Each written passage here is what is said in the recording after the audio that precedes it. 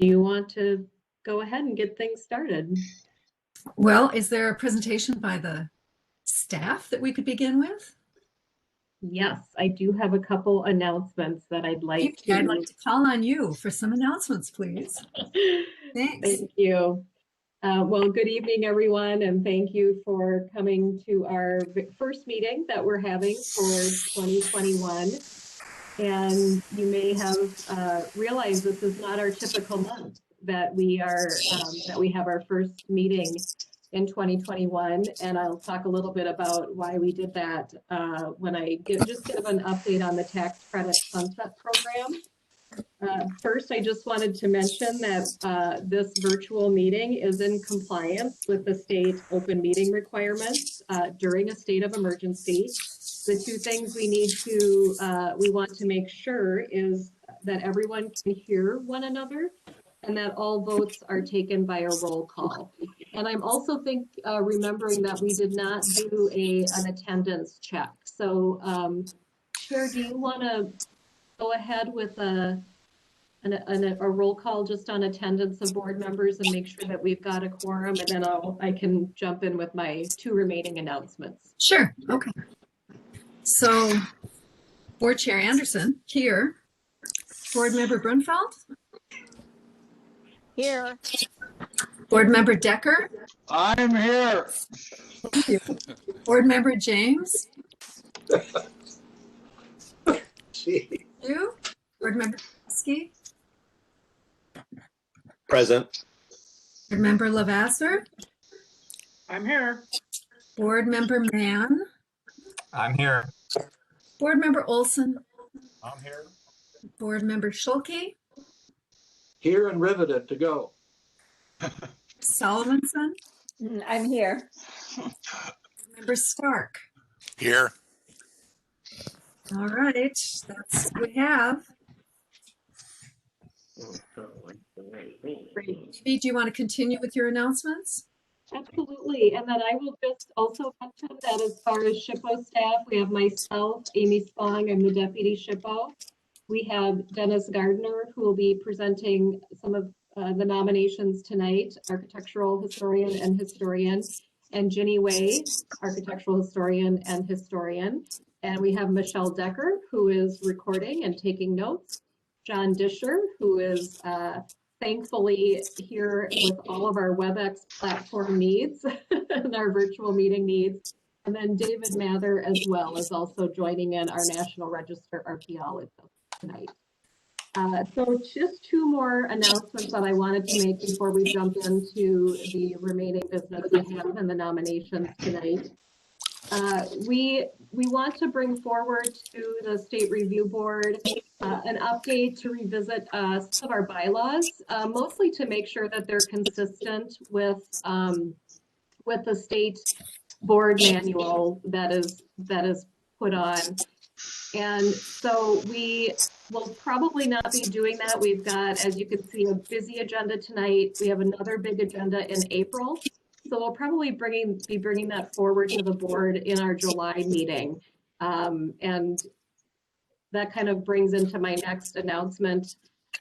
We, as many of you know, our state historic tax credit program is set to sunset at the end of this state fiscal year. So that's June 30th of this year.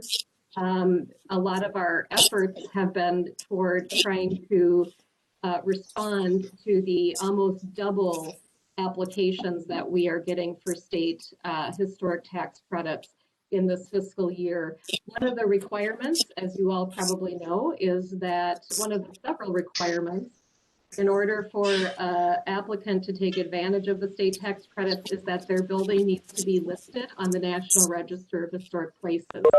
So it's one of the reasons, not the only reason, why we have a big agenda tonight. Several of these buildings and even in the district are hoping to take advantage of the tax credit before it sunsets. And so we might have a few weary authors, nomination authors that have been really busy with federal tax applications in addition to the nominations. And we have had kind of an all hands on deck at our SHPO office as well. Jenny has jumped in and is helping our design review team and our tax team. It has meant, as I mentioned, almost doubled the applications. We typically get about 14 applications a year for state tax credits, and we are on par with about 28 to 33 applications that we're going to be processing. So that you're seeing this as a board and the nominations. And essentially we have this meeting and next meeting that we have for the National Park Service to then ultimately list the buildings in the National Register. And then we have the SHPO office then has until June 30th to issue an allocation certificate, which is essentially accepting the state historic tax application. So we're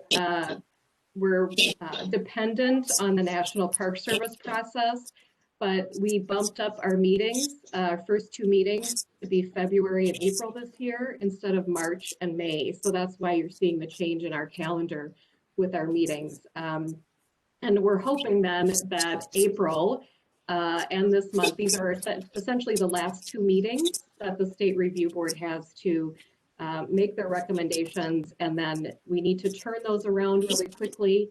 So thanks staff for all of the extra work that's going to be happening after your recommendations this evening.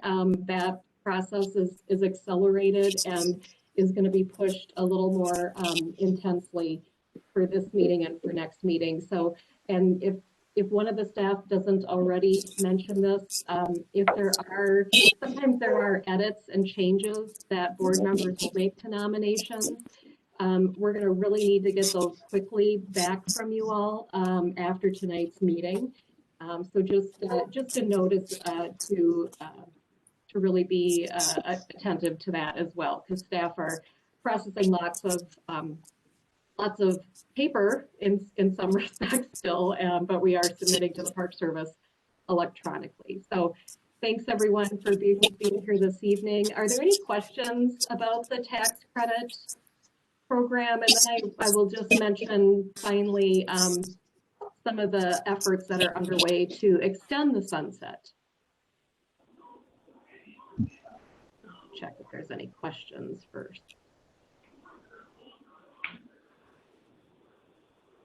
Okay, I'm not seeing any hands up.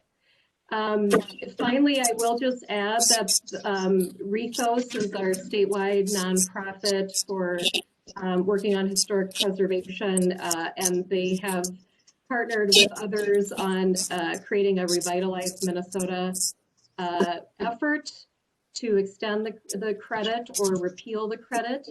They were successful in getting a hearing this morning at the Senate Taxes Committee.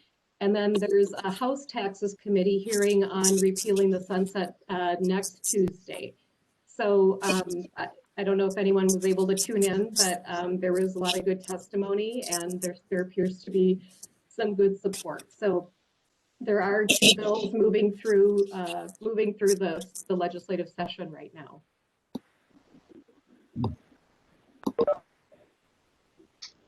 And that's all I have. Thanks, Amy. We'll go ahead with the welcome statement now, and then we'll introduce board members and move on to our minutes from the last meeting after that. So good evening and welcome to this meeting of the Minnesota State Historic Preservation Review Board for the National Register of Historic Places. My name is Kristen Anderson. I'm currently chair of the review board. The board's purpose this evening is to consider the nomination of properties to the National Register of Historic Places. As most of you know, the National Register is a federal list of those places deemed worthy of preservation. A nomination form has been completed for each of the properties that will be considered tonight. Each nomination form has been sent to the review board members, and each member has had an opportunity to study it prior to this meeting. The owners of nominated properties, local officials, and interested local groups have been notified of this meeting. All have been invited to send written comments about the nomination and to attend the meeting. Some of you may wish to speak this evening about a particular property. You're welcome to do so, and I encourage you to address yourself to the question of whether that property meets the criteria of significance of the National Register. These criteria are the standards against which the review board will evaluate the nominations, and this evaluation is the board's only assignment. These criteria have been established by federal regulation. Copies of the criteria have been sent to owners of nominated properties for the other parties I mentioned earlier. A description of the National Register program has also been sent to them. Each of the nominations will be presented by a staff member. Persons viewing the meeting remotely will then be given an opportunity to comment, and especially considering the number of nominations we have this evening, these comments must be limited to 3 minutes. The State Historic Preservation Review Board will then discuss the nomination, and a vote by the board will follow. Should a nomination be determined this evening to meet the criteria for inclusion in the National Register, the nomination will be forwarded to the Deputy State Historic Preservation Officer, Amy Spong.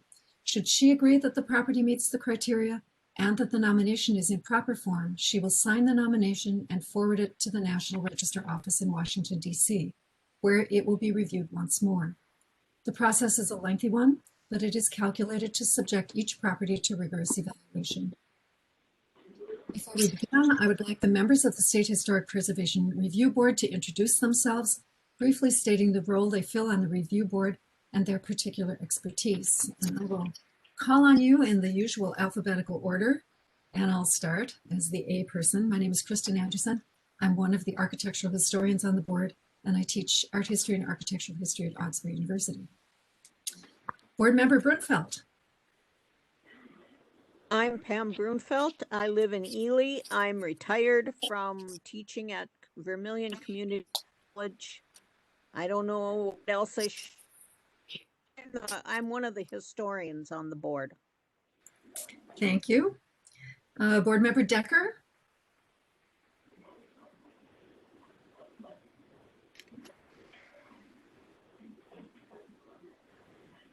Board member Decker. Unmute, John.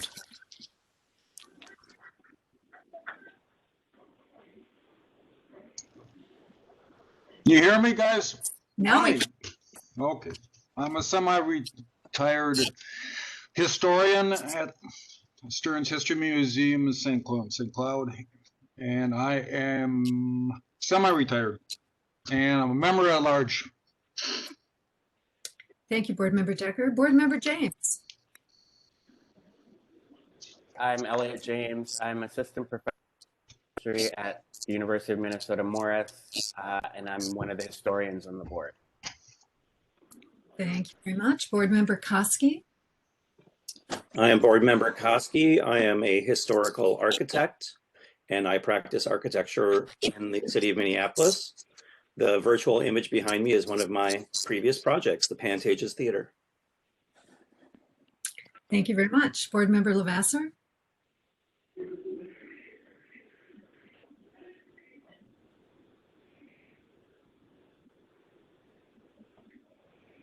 Andre, are you there?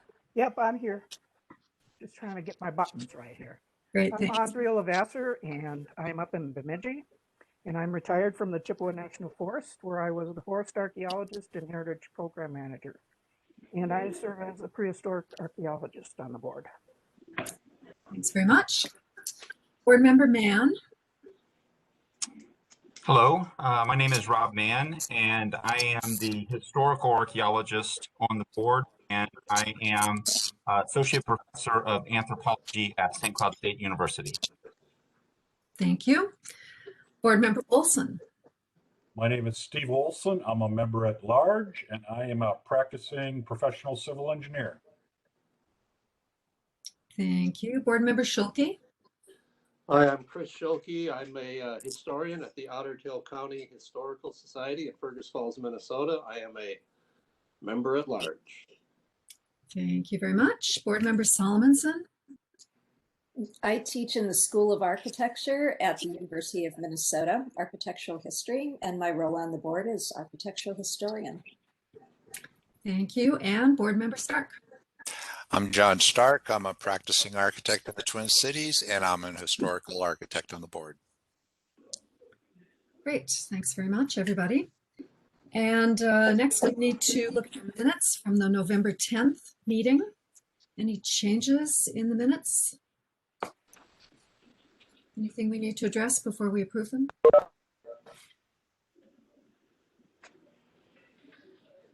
Anything about the minutes from November?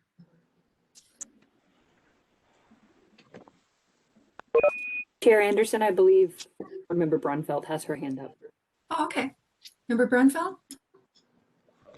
I move we accept the minutes. Thank you. Is there a second? Second, Schulte. Thank you, Board Member Schulte. Any other discussion? All those in favor? Oh, no, that doesn't work, does it? We vote in order. Board Member Brunfeld. Yes. Thank you, Board Member Decker.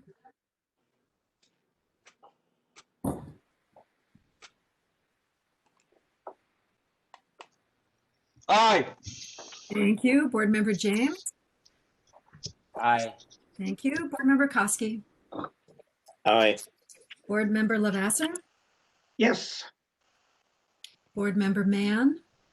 Aye. Board Member Olson. Aye. Board Member Schulte. Aye. Board Member Solomonson. Aye. And Board Member Stark. Aye. And I also vote yes. Okay, thank you for that. The minutes are approved. And now let's move on to our agenda, starting with Cloquet High School in Carlton County. And Ginny, I believe, is our presenter. Thank you, Chair Anderson.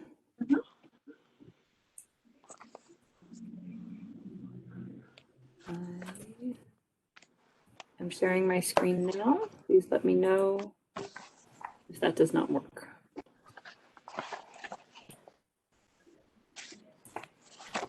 Okay, we're starting off tonight with Cloquet High School and Cloquet, Carlton County. Tamara Lute at New History is our author. Cloquet High School is located at 509 Carlton Avenue in Cloquet, Minnesota. The school was constructed in 1921 and expanded in 1938, 1954, and 1958. The distinct areas of construction are evident in the architectural style used for each edition. The 1921 construction revival style, while the 50s editions are simplified and modernist. The 1938 edition is largely obscured from public view by the 1938. The 1938 edition is largely obscured from public view, while the 1958 construction, but is identifiable by its arched form and barrel roof. The building was recently rehabilitated using the state and federal historic preservation tax incentive programs. Here we see the east and south elevations of the 1921 building, the 1954 West edition, and the 1958 edition, camera facing northwest. In 1918, a series of devastating fires destroyed much of Cloquet, including the existing high school. Construction of the new high school was completed on February 25, 1921, and classes commenced on February 28. The new building provided ample performance space and increased gymnasium space, as well as assembly space, recitation rooms, a laboratory, and a library. Here we see the south elevation of the 1921 building, camera facing north, and a circa 1921 photograph of the same building, roughly from the same angle. The number of pupils seeking to complete a high school education rose enormously in the first 4 decades of the 20th century across the United States. The city of Cloquet was no exception. By the 1930s, the decade-old original school was overcrowded, necessitating the physical expansion of the building. The general contractor for the 1938 addition was the Leak Construction Company in Minneapolis.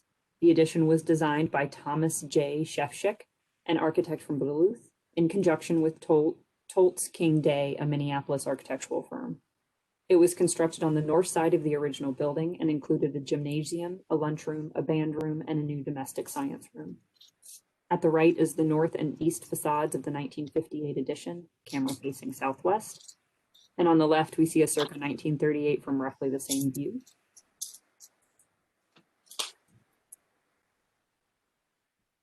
Citing overcrowding and changing needs of students, the building was again expanded in 1954. This time, the addition was designed by Toltz King and Day Incorporated of St. Paul and built by Lindsay in England of Virginia, Minnesota. On the left, we see the west facades of the 1958 and 1938 editions and the north facade of the 1954 edition, camera facing southeast. And on the right is the west facade of the 1938 edition, camera facing east. The 50s expansion included 3 full stories of classroom space and student lockers in the western section of the addition, and an annex that included a 2-story addition and a 1-story hallway connection between the original 1921 building and the new wing.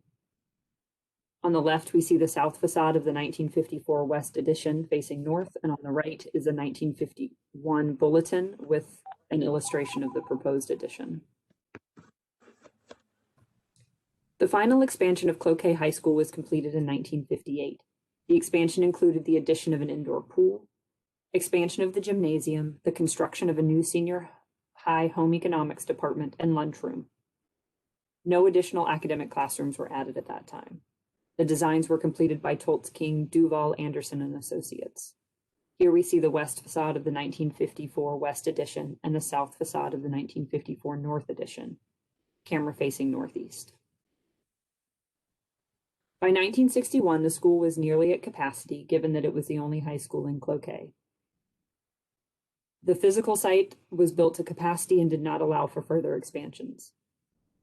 At that time, a new high school was completed in 1968, and in 1968, the building at 509 Carlton Avenue became the Cloquet Middle School.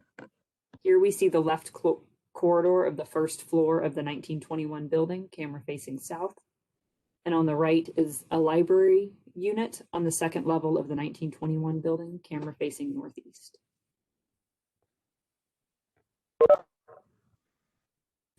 Historically, classrooms were located at each level of the 1921 and 1954 portions of the school.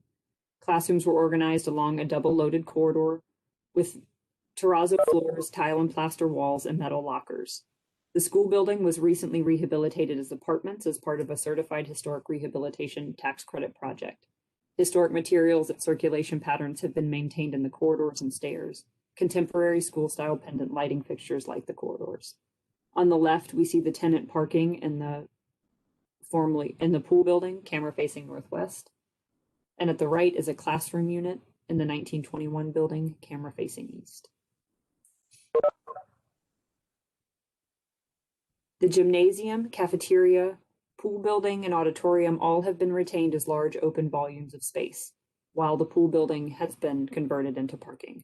The gym and the auditorium are amenity spaces available to the tenants.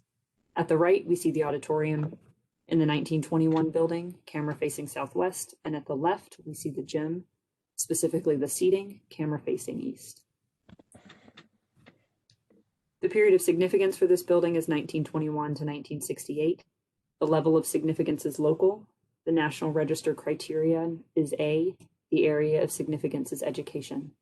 The building's period of significance begins in 1921 when the school opened and ends in 1968 when a new high school was constructed and this building was repurposed as the Cloquet Middle School.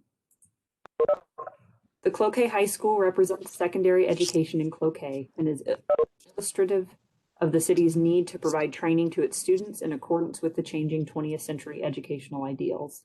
As such, the property is eligible for listing in the National Register of Historic Places. We have no correspondence on this property. Thanks, Ginny. Is there anyone in the audience who would like to make a brief, no more than 3-minute statement about this project, this nomination? And Amy, if you can help me check for raised hands, that would be great. Definitely, I'll keep an eye out. Okay. All right, well, hearing nothing from the audience, board members, time to discuss any comments or questions about this nomination.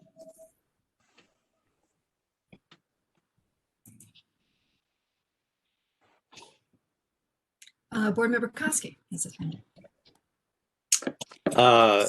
Thank you, Commissioner Anderson. Chair Anderson. So first off, I grew up in Cloquet until I was about 12 years old, and my mother graduated from this high school. There is an exterior image. I believe it was in the courtyard and it shows on the right-hand side two window openings that seem to have been replaced with different windows than the rest of the glazing on the project. Could you explain what's going on there? I would like to defer to Tamara Lute, who is the preservation consultant on this project, and I will try to go back to that photograph. Tamara? Yeah, absolutely. Because this was a certified historic rehabilitation, there are some instances where between the period of significance and the time when the property was redeveloped, window openings had been filled in, and all of the windows had been replaced by the Cloquet School District by the time my client took possession of this building. So what that means is that the developer kept all of the windows that were in the building, but any openings that we reopened that had been blocked in, the windows that were put in those openings match the historic window. So the windows that you see here had been blocked in, and the window glazing pattern that has been restored reflects the window as it would have looked when the windows weren't blocked in. That was a really wordy answer. Did it get to your question? No, I think that explains it quite well. Is there any intention to replace any of the other windows, or this was just more of a one-off for this project? Well, because the windows were so new, the school district replaced them really not long before they sold the building. So there isn't an intention to replace all of those windows until windows need replacing, just both from a cost and an environmental standpoint. So there are just a couple of places on the building where you see this condition where we've opened something up and we put in something that reflects the historic plans. Thank you. Thank you. Anyone else have any comments or questions? Board Member Stark here. Question would be, this looks like it's a project that you said used historic tax credits, but now we're just, and it's completed, but now we're just putting it on the register. What's the process on that? I thought that had to be there first, or is this just assuming they're going to get it? There is no assumption. There is always a risk when the owner waits to list the property. The timeline on when the owner completes or the consultant completes the National Register application is up to them. So while we approved the Part 1, I believe in 2018, the property was under rehabilitation and was changing so quickly that photographs could not be taken. One of the things that the National Park Service requires is that photographs of the listed property reflect the building as it stands during the listing process. That gets a little tricky when things are being changed consistently during a rehabilitation project. So in this case, the owner decided to wait until rehabilitation was complete before photographing and putting the nomination together. Okay, thank you. The other comment would be, I'm really glad to see a high school was able to be reused and hope it's an example for others. Any other comments or questions from board members? You can jump in and announce yourself because Amy and I may not see your raised hand. Anything else? Would someone like to move acceptance of this nomination? Board Member Koski moves acceptance. Thank you. And is there a second? Board Member Schulte, second. Board Member Brunfeld, second. Okay, I think we got Chris first, Board Member Schulte. Any other discussion?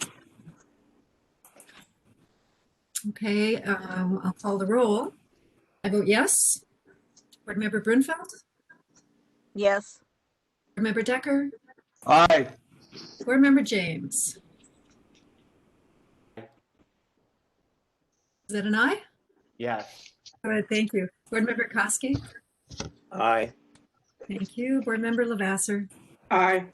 Board Member Mann, Aye. Board Member Olson, Aye. Board Member Schulke, Aye. Board Member Solomonson, Aye. Board Member Stark. Aye. Okay, thank you very much, everyone. Thank you, Ginny. And You're welcome, Board Member Chair. I apologize. I need John's help. I have lost the little thing that lets me stop sharing my screen and mute myself. Is there something that I should know about the views? Oh, I'll just take I'll it do away that. from you and give it to Dennis. Thank you so much. You're welcome. thanks, Don. And we're on to First Congregational Church in Winona. And Dennis is doing this presentation. Take it away, Dennis. Yeah, I'm just going to open it up here real quick. Are you guys seeing this? Yeah. Are you seeing the note screen? Yes. Right, you're not in presentation mode yet. There you go. Okay.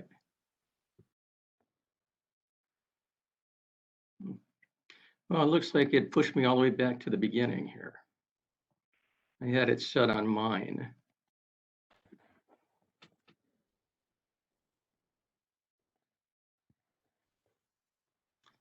I apologize. Please bear with me while I get there.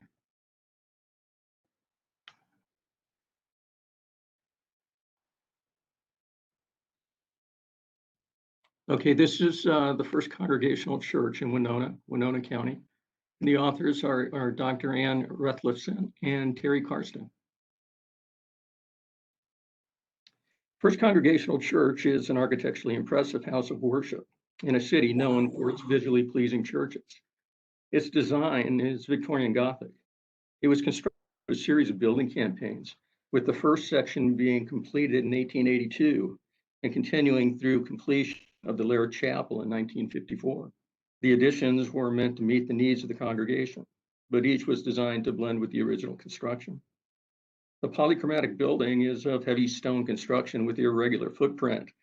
It features multiple towers capped by a variety of roof configurations and includes a soaring spire resting upon a belfry atop the tower at the east end of the north front. Stained glass windows punctuate the walls, many arched. A substantial rose decorates the front gable and is topped by a trefoil window, while quatrefoil windows pierce the square tower at the west end of the north front.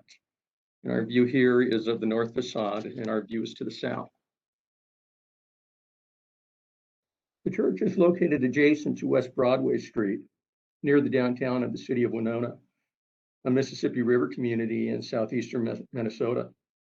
The bottom image shows the church along Broadway. The red line surrounding the church complex represents the boundary of the property, which consists of 5 buildings in total.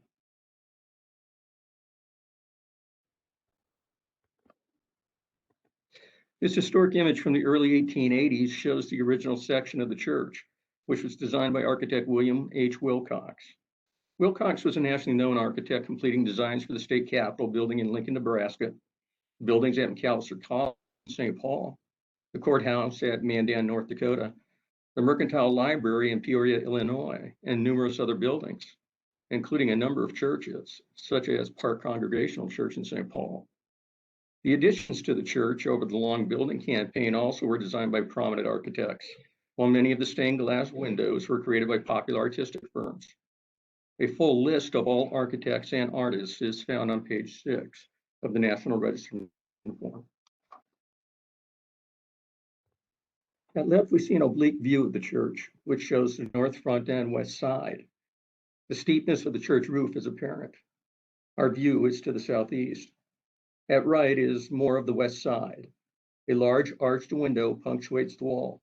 Our view is to the northeast.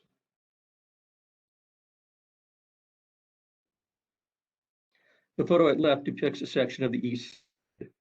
The view is to the west, and the image at right is of the south elevation, and the view there is to the west-northwest.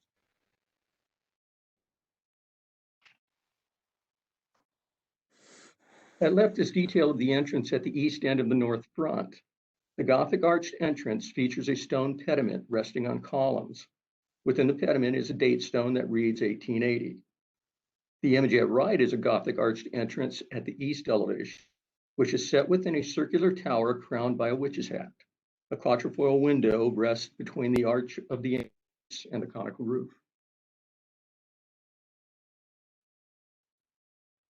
Here are two interior views of the sanctuary. At left, the view is to the south toward the altar and the substantial pipe organ accented with carved wood panels. The photo at right depicts the wood pew seating area for the congregation and features a number of arched windows and the rose window. Our view there is to the northwest.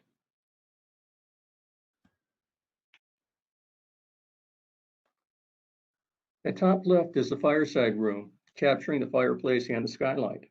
The view is to the north. The center photograph is a view upward within the tower at the east end of the north front. Paired stained glass windows decorated each wall.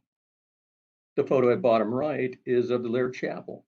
The stained glass windows have a three-dimensional quality, as the glass used to depict the images rises and falls. This is quite noticeable when one drifts their fingers across the glass. We are looking to the southeast. Here we have four separate images of additional stained glass windows. At top left are arched windows within the west wall of the sanctuary, and we are looking to the west. The rose window within the north wall of the sanctuary below. The view there is to the north. The quatrefoil window at top right is found within the west wall of the tower at the west end of the north front. And the window at bottom right is inside the east wall closet. Here we are looking to the east.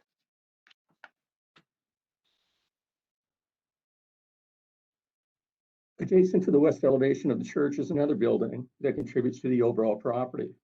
This is the parsonage, constructed in 1891. We are looking to the southeast.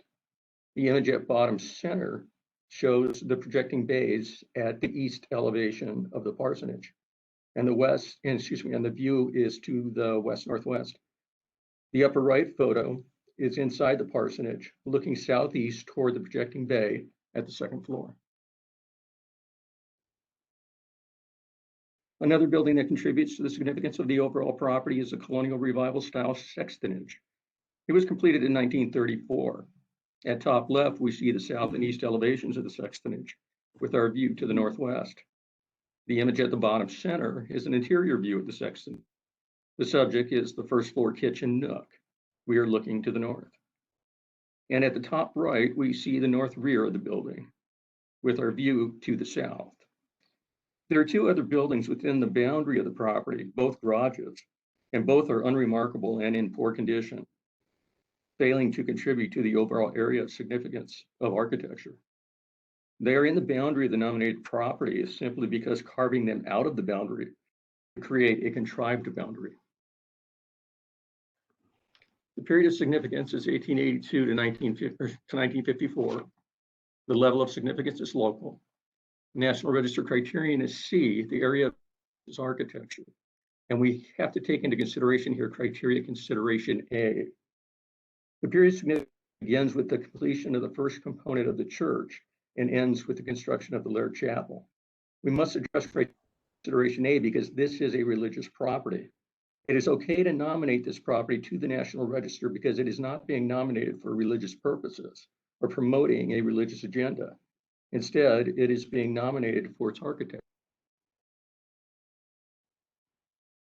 In a city known for its attractive houses of worship, First Congregational Church is one that stands out.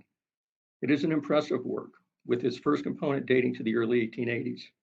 Expanded over a series of years to adapt to the needs of the congregation, each addition was carefully thought out and designed to blend with the original design by William H. Wilcox. As one of the finest examples of church architecture in Winona, it is eligible for listing in the National Register. And we do not have any correspondence with this. Thanks, Dennis.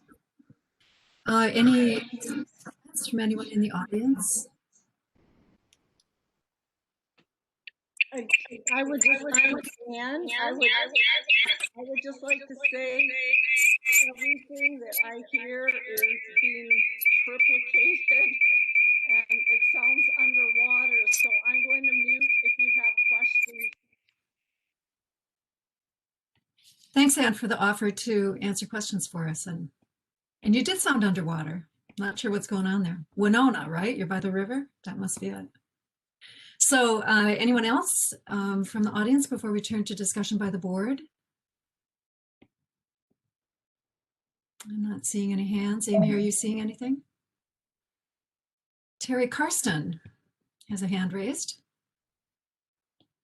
Hello, yes, I would like to just say that the stained glass windows in this church are remarkable for their various different periods, and the workmanship on them is part of the reason that this is eligible. And I'd also be willing to answer questions. Thank you. Thank you. Okay, anyone else? And how about on the board? Any comments or questions? Brunfeld. Board member Brunfeld. I think this is one of the most beautiful buildings I've ever seen as long as I've been on the board. It is stunning, and how they've taken care of it is amazing. I don't know why we would even consider not adding it to the register. It is so beautiful. And I know that not every piece of architecture can be beautiful, but this one is. Okay, thank you. It looks like Board Member Koski has his hand raised. Go ahead. Yeah, the nomination had a term in it that I had not come across before, and I couldn't find an explanation for it. What is a sextonage? I don't know if one of the authors wants to address that or if someone else wants to cover it. I couldn't hear. That's Anne. Chair Anderson, can you hear me? I can hear you, Dennis, yes. Okay. My understanding is that a sextonage is where the sexton stays, who's like a keeper of the place. Do I have that right, Terry? Yes. Yes, Correct. that is correct. And at this point, I hope you don't hear all the noise I hear. The sexton does not live there. Anne, it looks like you're signed up twice, and I wonder if some of the sound issues have to do with you're being connected 2 times separately. John Disher, would that make sense? Would that help the situation if she can log off of one of those, or you can cut her off maybe from one of those? Yeah, that might be the feedback. Definitely, I'll check on that. Terry Carson, I can mention that the sextonage was built to hire, the sexton is like a janitor person or a custodian position. And that building was originally built for housing for that hired person. It is now used as a rental unit for students. Thank you. Does that get to your question, Board Member Koski? It does, Chair Anderson. Thank you. Did you have another question? I see your hand is still up. Nope, I just have to take my hand down. Okay, very good. Board Member Stark. Hi, I thought this nomination was very well written, and it gave a complete history of this building and the care and love that the congregation has done for this building. It is a beautiful building, and there's might be some things, you know, historically you do differently in the care and maintenance, but they did the maintenance, which is really cool that they took care of that. I thought there were some interesting things mentioned in there. The coronavirus was the first time we've seen that in a nomination was mentioned of going through that period. As an architect, I'm really curious what the Lord's lift is. I think that's just a term probably that they used to describe this half lift, but I smiled when I saw that. I do have a question though about the non-contributing building, and since it's still part of the site and property, why there would not be a photograph to show the impact that a non-contributing building would have among the rest of it.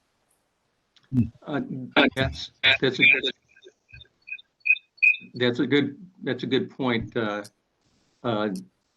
Member Stark. What I will do is, yeah, I did not see any in in the photos either. And to be honest with you, I didn't even think about that. But I can talk with Terry and Ann to see if we can't get a photo that we can showing that. Thank you. Board Member Decker? Hello. Yes, it's probably one of the most comprehensive documents I've seen since I've been on this board. And you know something, I want to get inside this church very badly. So the interior looks just stunning. So hats off to you folks.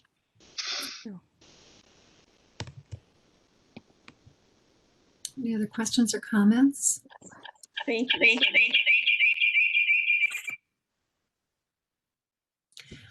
I did have a question. This is Board Chair Anderson. I was particularly interested in a couple of really early things.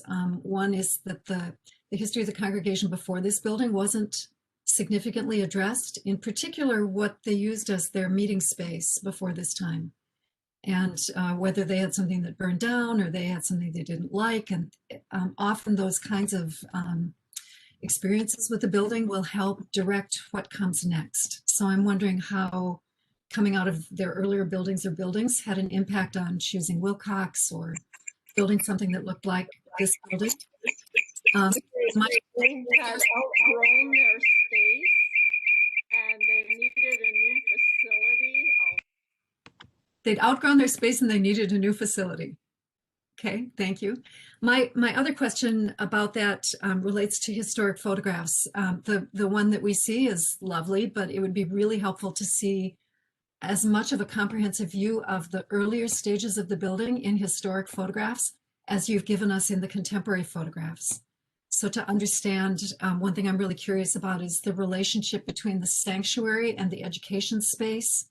So what the sanctuary looked like before the corners were cut out, how much of this was an Akron Plan, auditorium plan church, and more pictures of the education space, for instance, would be really helpful to see, because even early on, it was typical to have classrooms at a mezzanine level. And I know you say 1929 was when those went in, but it would be typical to have them earlier. So if you have earlier photographs, I think that it would be really, really helpful to include that information, that visual information with this as well. I'm not sure that those photographs exist. This is Terry Karsten, but we will certainly look for them. Okay, good, thank you. We do know that the auditorium, the sanctuary auditorium was very similar, other than that the corners were cut for the, but the pews are the same pews from the 1880s. Yes. And it looks, Kate has a question, maybe Board Member Solonson, do you have a question? I do. First of all, this has been a fascinating nomination, very interesting church. And there are a couple of questions I have about style and about type. So the style is so tricky. And there are often questions about style. So in this case, I see it as more of a Gothic revival building. I don't see Richardsonian Romanesque here.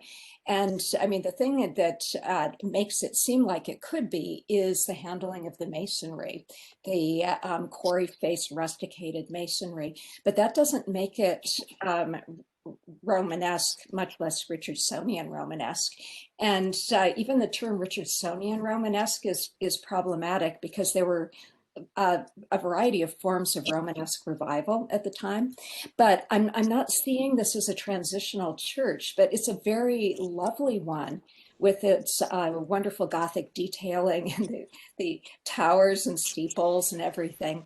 So since style is an important part of the argument about the significance of this church, I think that needs to be revisited, and it does not detract from the value of the church to characterize it differently. The other thing is about the type of the church, and it's enormously interesting in this way. And I think you could play it up a little bit more because, I mean, it's an auditorium church and it's a fairly early one for its in this region. And it is really wonderful that you have Wilcox's own words in explaining why he designed the church this way. But I think there's one more step there you could go to enhance the significance of the nomination, which is about why that particular form was considered so significant. And you know, this makes it a significant contribution to understanding evangelical churches of its day. And the wonderful book, When Church Became Theater by Jeannie Kildee, is the best explanation of this, I know. And I think it's very interesting to look at this church in that context because everything about it is consistent with that type. It's the breadth that we're seeing in the photograph on the left, for example, which plays off of the verticality of the Gothic in a really interesting way. So this is building on what Kristen was saying about wanting to understand whether the classrooms were related to the auditorium, because there could be auditorium churches like this one with its curving pews and the platform and the organ at the front, all for this incredible performance of worship, theatrical performance. But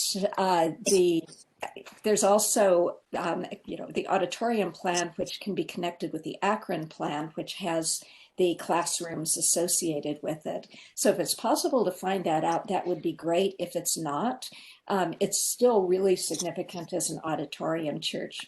And if I don't stop, I'll be going into a full-blown lecture. So I will stop. But thank you for the chance to look at a fascinating building. Thank you, Board Member Solomonson.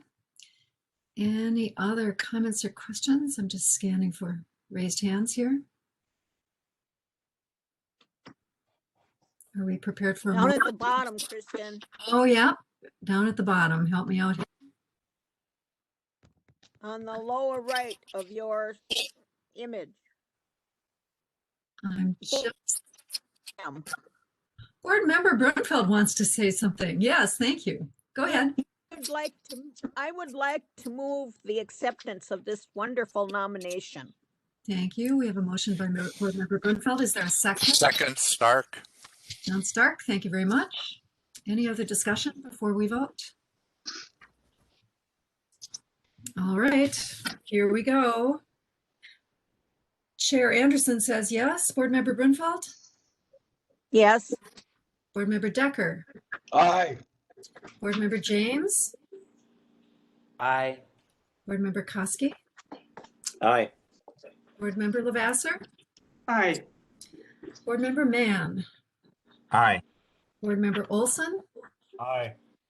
Board Member Schulke? Aye. Board Member Solomonson?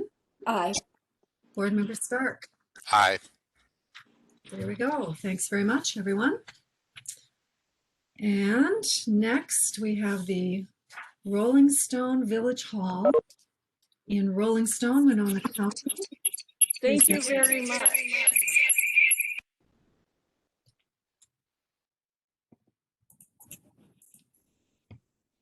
All right, I am just sharing now.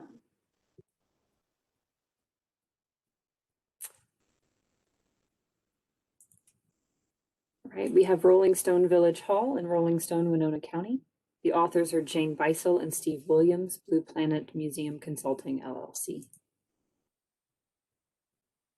The 1.5 story Rolling Stone Village Hall was constructed in 1900 and is located at 98 Main Street at the west end of the principal commercial thoroughfare of Rolling Stone in Winona County. The village is roughly 10 miles northwest of the city of Winona. At right, we see the north and west facades, camera looking southeast. Rolling Stone was historically a small Luxembourger American settlement that became the social, commercial, and religious center, serving the Luxembourger population that inhabited the valleys along the branches of the Rolling Stone River. On the left, we see the west facade, camera looking east, and on the right, the south facade, camera looking west.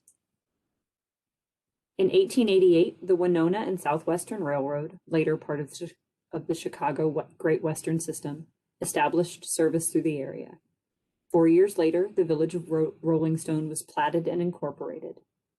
Early in 1900, the village began construction of a masonry village hall, firehouse, and jail on the main street. The local builder was Nicholas Arnoldy, and he is credited with the construction of the building. On the left is the east facade, camera looking southwest. Rolling Stone Village Hall's primary function was civic.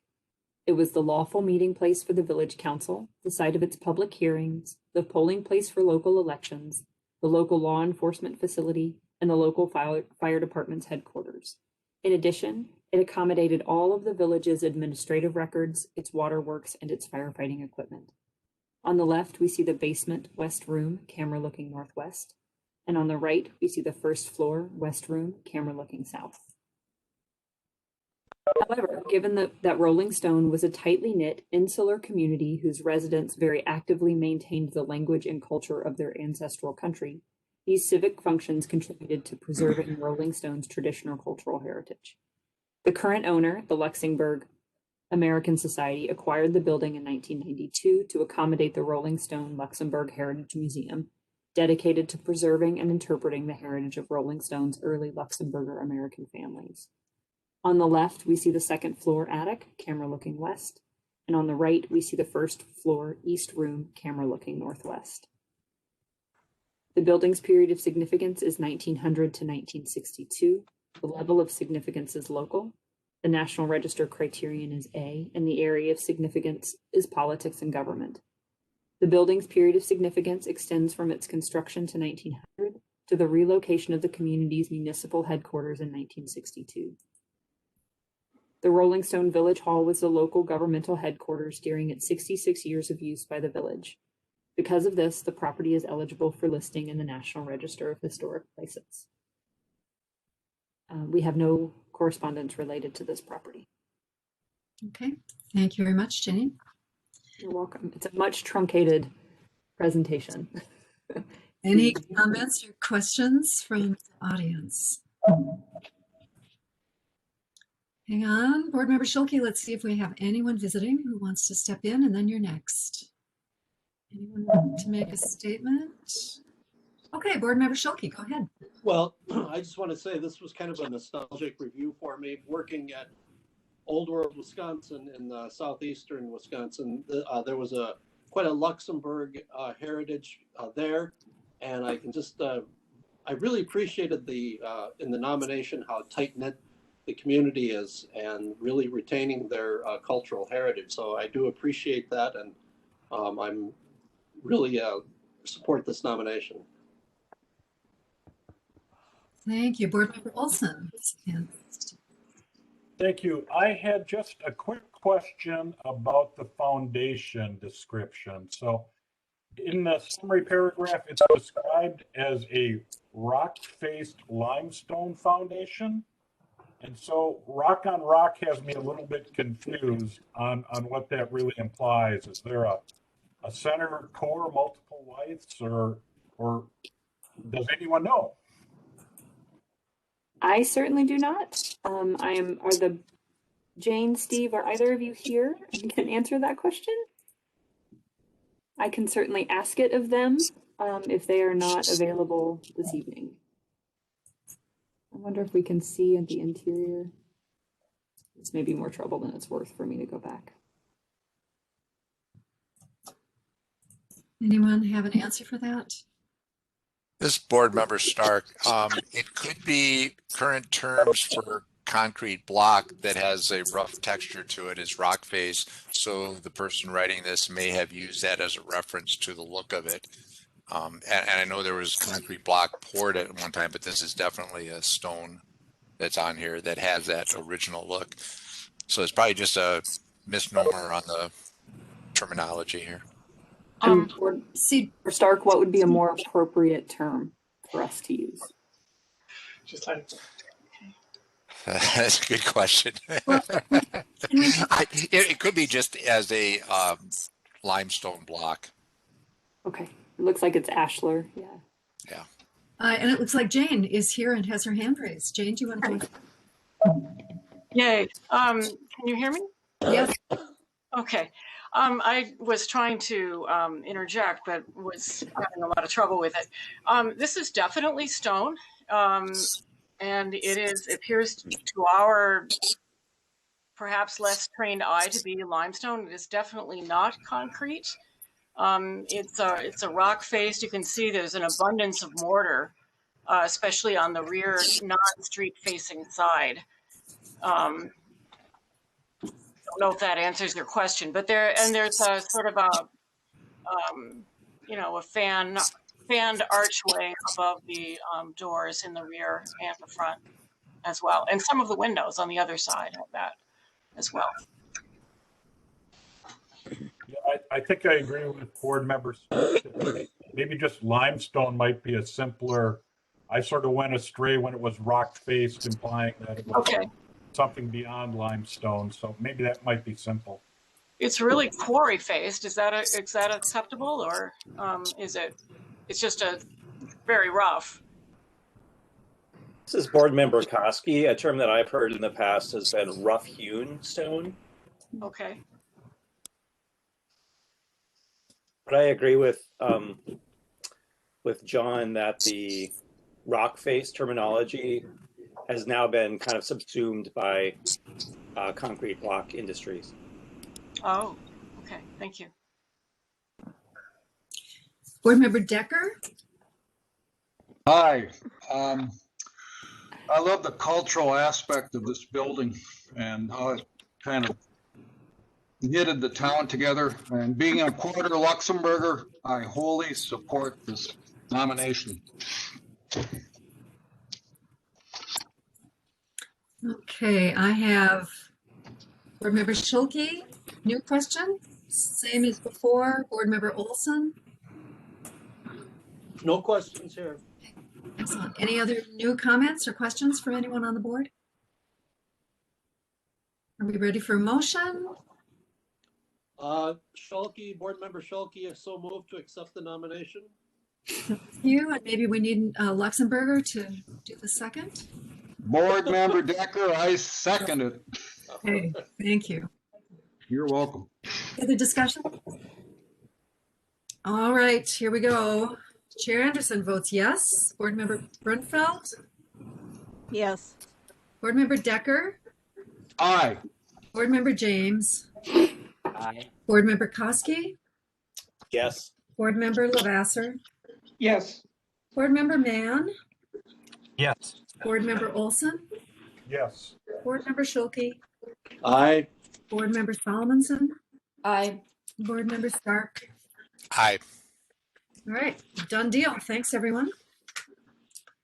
And next up is the Tinesbreaker House in Bird Island. That's Ginny again. Thank you, board member. Thank you, Chair Anderson.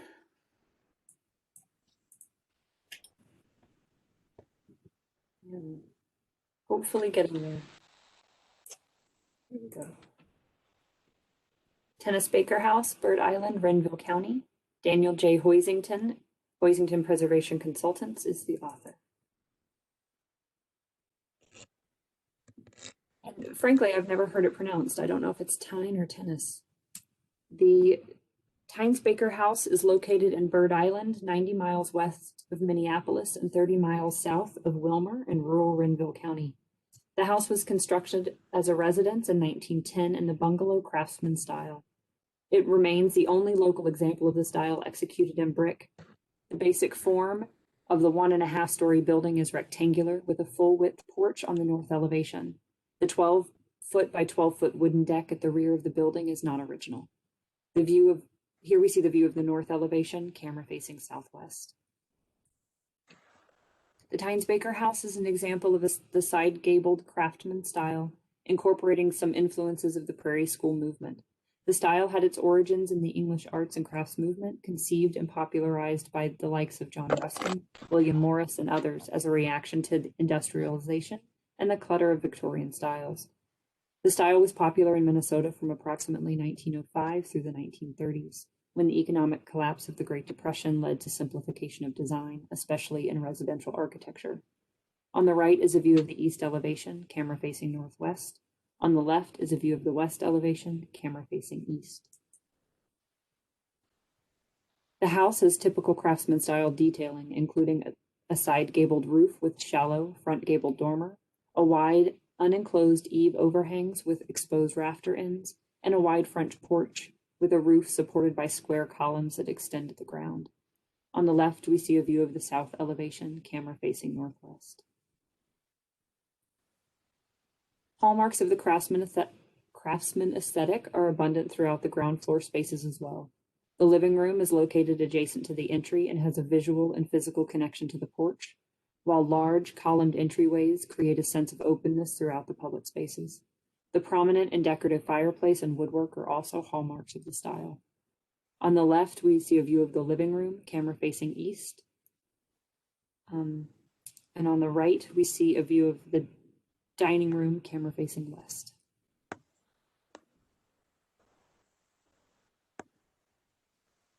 Lewis, or L.A. Tynes, was born in Bird Island in 1876. He was a skilled machinist who used his talents in multiple occupations. In the spring of 1910, Tynes decided to take a substantial step, announcing plans to erect a new home on a recently acquired lot fronting H Street, now Highway Avenue. He also decided to expand his mechanical business at that time as well. The prosperity, however, was short-lived, and the house was sold to James B. Baker in 1914. Born in Brownton, Minnesota in 1880, James graduated from the University of Minnesota Law School in 1908, and the following year he formed a partnership with attorney Frank Murray and moved to Bird Island. On the left is a view of the upper hall, camera facing south-southeast. On the right is the first floor hall and stair, camera facing northwest.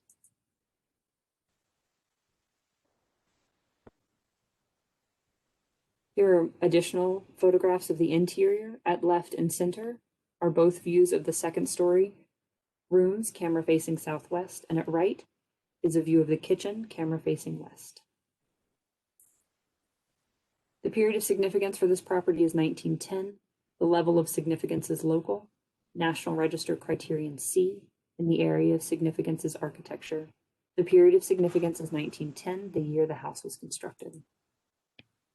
The Tinesbreaker House is an outstanding example of a significant architectural style, built by a man of modest means in rural Minnesota town. It reflects the democratization of home construction in the early 20th century.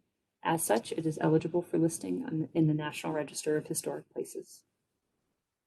Correspondence? No ma'am, no correspondence related to this property. Right, thanks, Jenny. And I'm guessing it was a Norwegian American family and they would have pronounced it Tinnis, but that doesn't mean they kept pronouncing it Tinnis. Thank you. It's swapped through. And my Southern accent gets me a lot. I know one way or the other about that. So any comments from anyone in the audience about this property or this nomination? We have the author among us, if he wants to jump in. Okay. I'll make a brief comment. It's what struck me about the story of this house was that it was not a wealthy man. It was a man of very modest means who wanted to make a mark, and how he went and managed to easily find some of the latest architectural styles and bring it out to a rural town where you would not have expected it. So to me, again, that's what makes this house really special.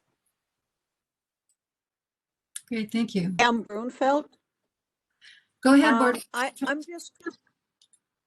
I'm just wondering what this building, why it's so sparsely furnished. What is its purpose today?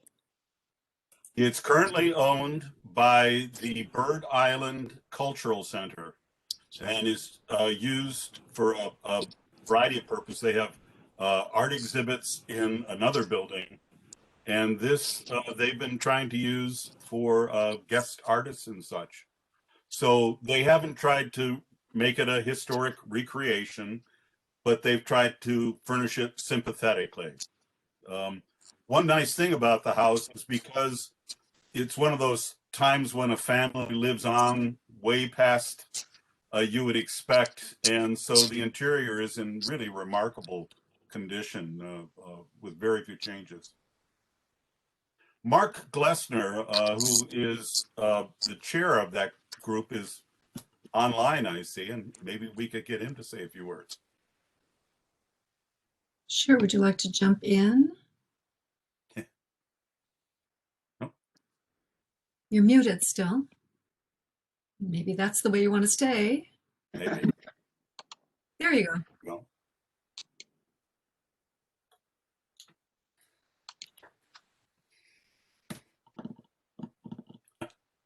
I guess, yeah, I can speak. I guess I don't know how to get my video started here.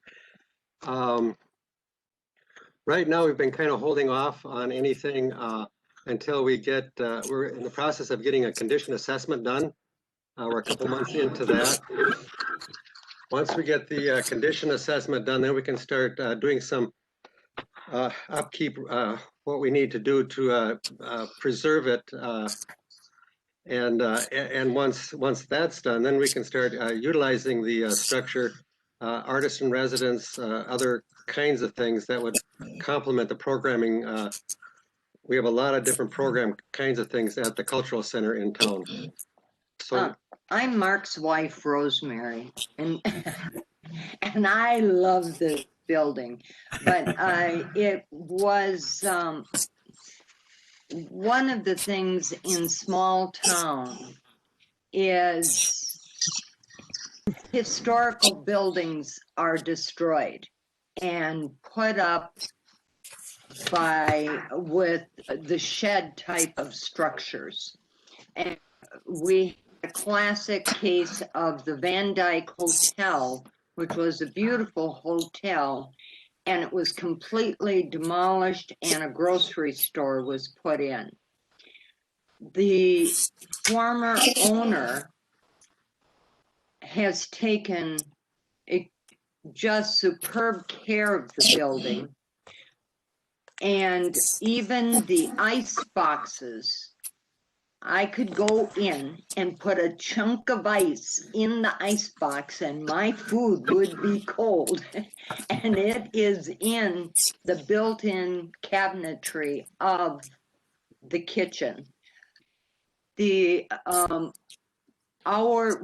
focus on serving the community in health, wellness, and arts. And so probably because of the former owner's prestige and Mark's and my commitment to the community, people are bringing in artifacts that no one has ever seen before.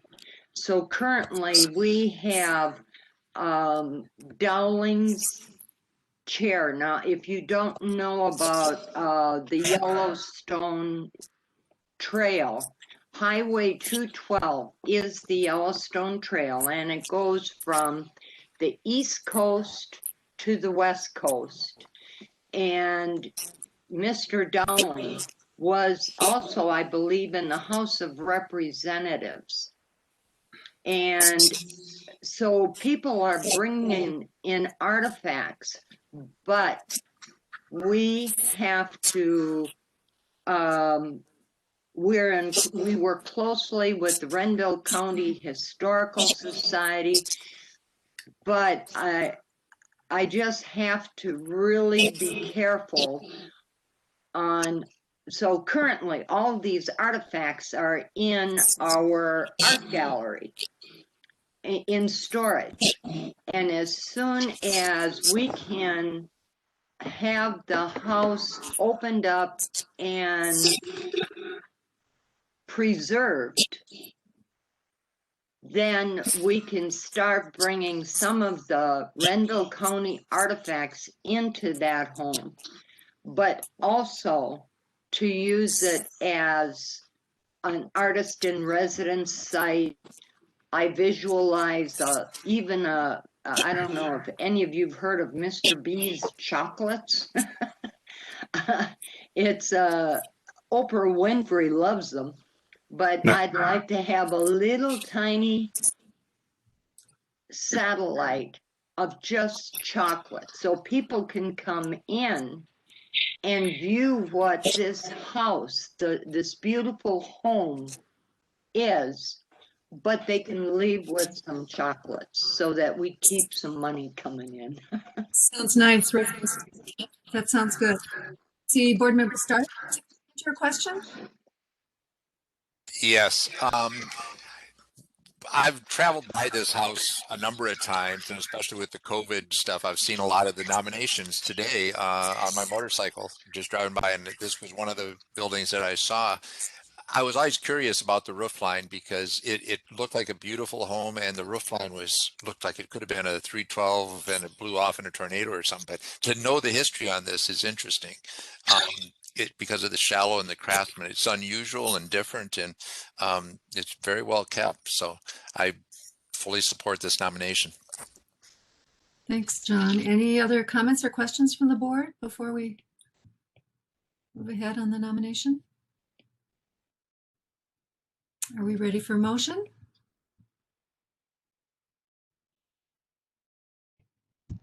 Board Member Decker, I so Sounds move. like John wanted to make a motion.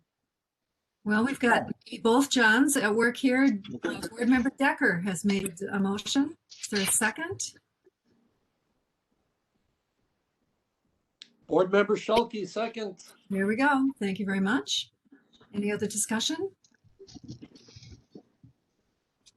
All right. Board Chair Anderson votes yes. Board Member Brunfeld. Yes. Board Member Decker. Aye. Board Member James. I saw a hand up in Board Member Solomon. I missed that. Board Member Solomonson, did you have a comment or a question? I do, but I'll just send it in by email later. We should just continue to the through the vote. Okay, sorry that I missed that. You can go ahead if you'd like. Okay. Then I vote yeah. Board Member James. That's where we were. Board Member Koski. Aye. Board Member Lavasser. Aye. Board Member Mann. Aye. Board Member Olson. Aye. Board Member Schulke. Aye. Board Member Solomonson. Aye. Board Member Stark. Aye. Great. Thanks very much, everyone. And we are on to the Northfield Commercial Historic District Boundary Expansion, presented by Dennis Gardner.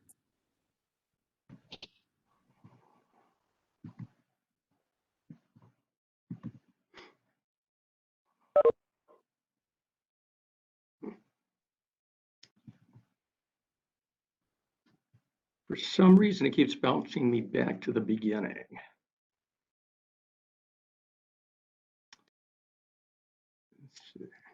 No puns intended. Yeah, can you use that bar and get to where you need? I should have thought about that the last time. Live and learn. You're going to start. Oh. Can everybody see that?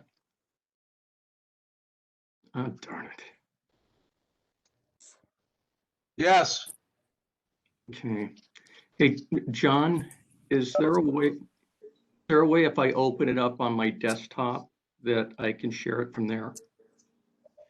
Yeah, you definitely should be able to open it on your desktop, and that way you'd be able to keep it open, Dennis, so you wouldn't lose your spot. Do you want me to share mine, Dennis, and you can tell me to move forward, or are you okay? I think I'll be okay, Jenny. I just got to get this open. Okay. Sounds good.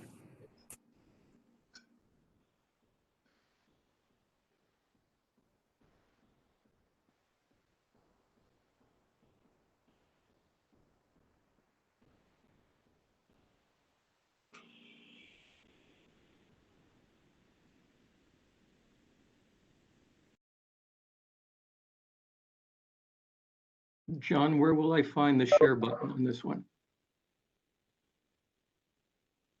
John? If you look down in your lower right part of your screen, down by the slider for the image size, Dennis, we're looking at a shared screen right now, Dennis. Is this Yeah. your screen? Yep. Sorry, I'm sorry, Chair Anderson. We're looking at a shared screen right now. Yep. Okay. Yes, what I'm trying to do is to get away from the notes page. Yep. Yeah, there's the slideshow icon down by the minus sign in the lower right of your screen. Yes. And that'll kick you into slideshow mode. There you go. Okay. And so can everybody see that now? Yes. Yes. Thanks, John. This is the Northfield Commercial Historic District. It's a boundary expansion. It's in Northfield, Rice County. The author's Carol Zelli of Landscape Research, LLC. The Northfield Historic District in Northfield, Rice County was listed in the National Register in 1979. This study upgrades that very early nomination, adding an additional area of significance, commerce, and including 5 additional properties as contributing to an expanded boundary of the district. It also alters the status of one property, changing it from contributing to non-contributing. This is the public library, a property that has been substantially altered since the district was listed in 1979. Additionally, it removes from the district the North Star Hotel at 512 Division Street, which was raised in 2018. Finally, the nomination clarifies the period of significance, which was originally noted as 1856 to the present.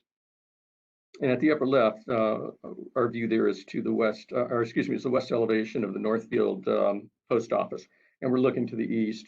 And at the bottom center, our view is of the north and west elevations of the Schofield building, and there we're looking southeast.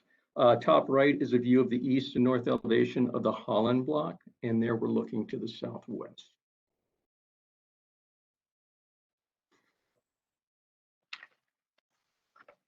Northfield is located in a relatively short distance south of the cities.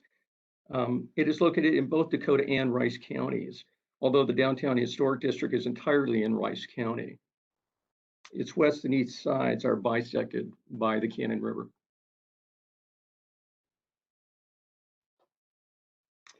The historic district is located mostly on the east side of the Cannon River. It's represented in this site map by the red line that encompasses the district.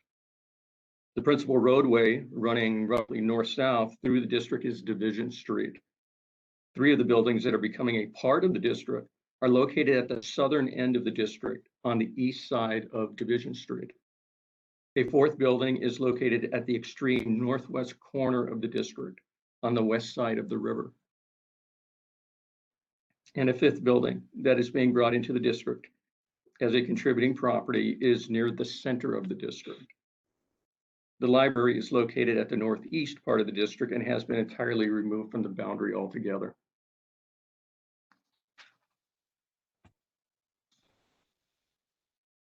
The Northfield Historic District is composed of a substantial collection of properties, mostly buildings, exhibiting a variety of architectural styles, from the various Victorian offerings to the late 19th and 20th century revivals to modern style. And at upper left, our view of the west and south elevations of Central Block. And there we're looking to the east. Bottom center is a view of the east and south elevations of Nutting Block. And there we're looking to the northeast. And at the upper right is a view of the east elevation of the Young Men's Christian Association. And there we're looking to the west.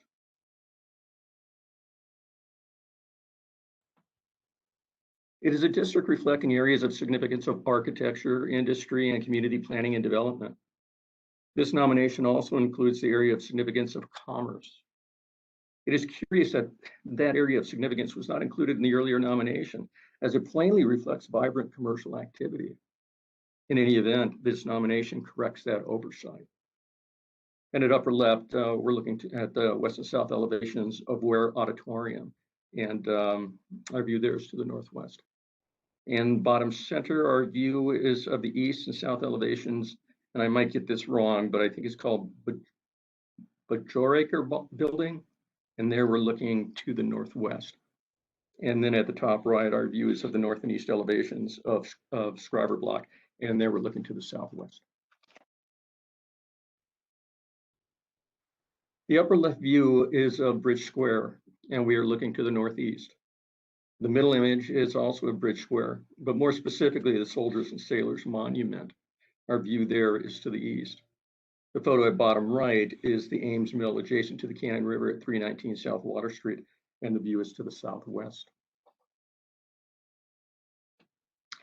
Here we have two early views of Northfield. The image at left shows the downtown circa 1925, and the photo at the right is also circa 1925. It is impressive how today's downtown looks very much like the downtown from circa 1925.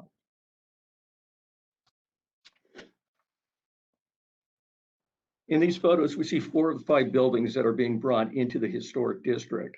At top left, we are viewing the west facades of 515 Division Street, which is at the left, and at right is 517 Division Street. And at 517 Division Street.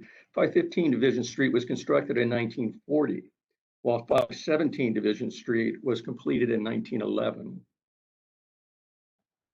The west facade of the Northfield Armory is shown at the bottom middle. This building is 519 Division Street and was completed in 1915. The photo at upper right depicts the north elevation of 107 South Water Street. This building was constructed circa 1940. It is unclear why 517 and 519 Division Street were not included in the original National Register nomination, as their date of construction and appearance compare similarly to many of the buildings that were included in that earlier nomination. Although speculative, 515 Division Street and 107 South Water Street likely were not included because of the date of their construction. In truth, in the late 1970s, few architectural historians were studying buildings constructed around the 1940s and featuring untraditional aesthetics. Here's a view of the 5th building being introduced into the historic district. It is the Northfield National Bank at 25 Bridge Square. Completed in 1966, it was demonstration of Northfield's acknowledgement of the modern movement. Although a town of largely traditional architectural styles, Northfield understood style preferences were changing. And at the upper left is a view of the south elevation of the Northfield National Bank, and there we're looking to the northeast. And at bottom right is a view of exterior detail of the bank, and I apologize, but I don't know what direction we're looking on this one. The period of significance is 1856 to 1966. The level of significance is local. National Register criteria is A and C. Areas of significance: architecture, commerce, industry, and community planning and development. The period of significance begins in 1856 with development of Bridge Square and ends in 1966 with the completion of the modernist Northfield National Bank. Northfield Commercial Historic District is a distinctive collection of properties showing both cohesion and diversity. Although it is not entirely clear why some buildings, mostly at the periphery of the district, were not originally included in the 1970s National Register nomination, the city of Northfield and the SHPO nevertheless wished to correct the error. Additionally, both the city and the SHPO realized that we must acknowledge the changing aesthetic tastes that evolved through the middle of the 20th century. For this reason, we believe it appropriate to expand the boundary of the Northfield Commercial Historic District to encompass the additional properties highlighted in this presentation. And we do have one bit of correspondence with this one. We have, let's see, it is from Jonathan K. Reppy, attorney at law, one of the owners of 519 Division Street, along with the second owner, Elizabeth Robb Reppy. The correspondence is dated January 19th, 2021, and is a notarized objection to the listing in the National Register of 519 Division Street. Thank you, Dennis. Is there anyone in the audience who would like to make a brief comment about this nomination?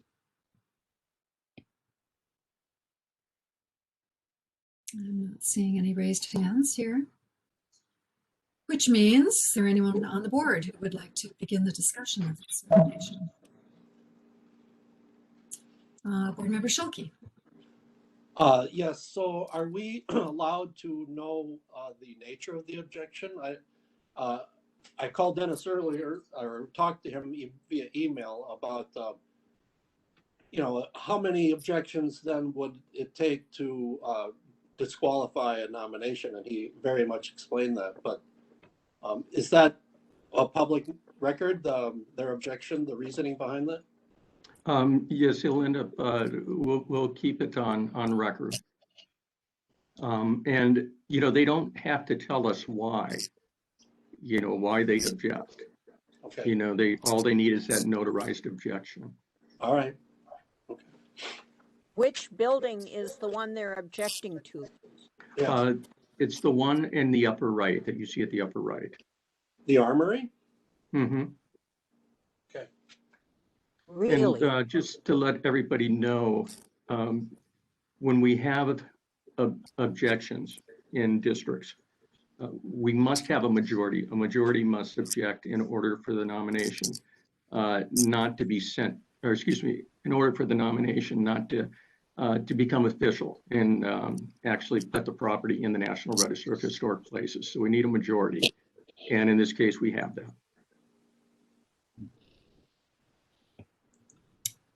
Any other comments or questions from the board?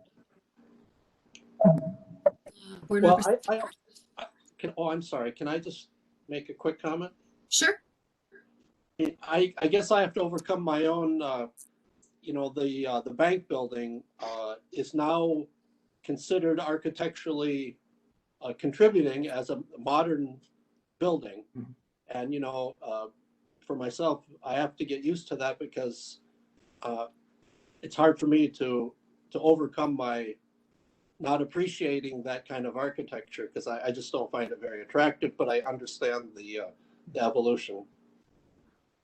Yes, Board Member Schulke, there was a time in my life where I wasn't a big fan of modern architecture, and I overcame it too. I overcame it, and I'm actually somewhat of a fan of it now. Okay. But we do have to acknowledge this style. You can counsel me later. Sure. Okay, let's see. Board start. Thank you, Board Member. Right. Thank you. I was going to say something first, but when you brought up the modern architecture, it is a local firm in Northfield, and they did a lot of good work. And this is an earlier example, so I think it fits appropriately into that zone. I do have a couple questions here. The first one I had brought up about the other project too, and it's the non-contributing buildings. If there was a photo of the library as to why it's not contributing now, but it was before. Just to give a reason, and I think there was one or two others in the site here. This seemed to be a pretty historic area, but that would be one thing to tie in. The other is, it was in October, I believe, when the Archer Hotel burnt, and it was right after the date on this nomination thing.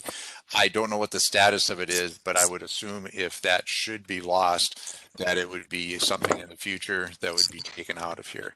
I hope they can save it because it was a beautiful building. In the writing about this, and we've had other historic districts in this, and this was an update of an existing thing. They didn't mention anything really about the businesses in these buildings. And we've got another one, visit the Morrison, but they talk about the businesses and it tells the story. And I'm wondering, is there a reason that's not part of that? You mean the 5 buildings going into the district? Either the 5 buildings, or they just gave an update on a lot of these other buildings too. Mm-hmm. It didn't say that this was a bank, or that it gives the original name of the building, and that's all you know about it. Well, what the National Park Service requires is that we make sure that the descriptions, you know, when we look at an old nomination and update it, we're just making sure that the descriptions haven't changed. You know, if they have changed, then we have to rewrite the descriptions. Okay. But we can, you know, I can talk with Carol Zelli and see if we can't say more about the 5 buildings.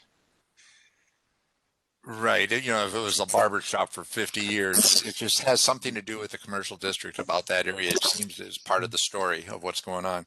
My last comment, and I'll send you a note about it. In the appendix, page 11, there's a figure of the Scriver block. I think that was the bank. That's the Jesse James Bank, if I recall. It says the picture's 1925, but they have late 1930s, maybe a 1940 car parked out in front. So that probably needs to be updated. Okay, thank you for that. Yep, that's it. And Board Member James. Yeah, I'm really interested in this 519 dispute because, you know, I went to college and that area, you know, but when it hits that, I think it's 6th Street, it looks like the end of the historic, you know, district. But going to reunions there over the years, it's changed in the sense that that corner became a brewery. So after the brewery bill, and it's interesting that the owners like want to keep that huge corner off, you know, as they're, you know, getting into this boom around breweries and recreation. Like when I went to that corner, you know, it was completely different from when it was, you know, not long ago, 15 years ago. So I was just interested in the comments around, you know, the rationale behind the dispute. But I can say that from my recent memory, you know, that one kind of piece is always kind of changing in ways that are really different from the rest of, you know, the historic districts. And, you know, I just remember as a student, so I wanted to share that. Thank you. Thank you. Dennis, this is Board Chair Anderson. Is it true that people sometimes are afraid that they lose their rights or their ability to do, you know, whatever they want with their property if it's listed, especially if they're not the ones behind the listing? Is that one of the fears? Yes, that tends to be the main reason why they object. What is interesting in this case is that the the armory is actually in the local district, you know, and the local district, they have a Heritage Preservation Commission, and that commission has permit review. Unlike us, you know, we don't have permit review for a property that's in the National Register, but Heritage Preservation Commission does. So I was a little surprised, you know, by the objection, but again, they have every right to do it. Any other comments or questions? I'm not seeing any raised hands on the list. Anybody else see anything or anyone?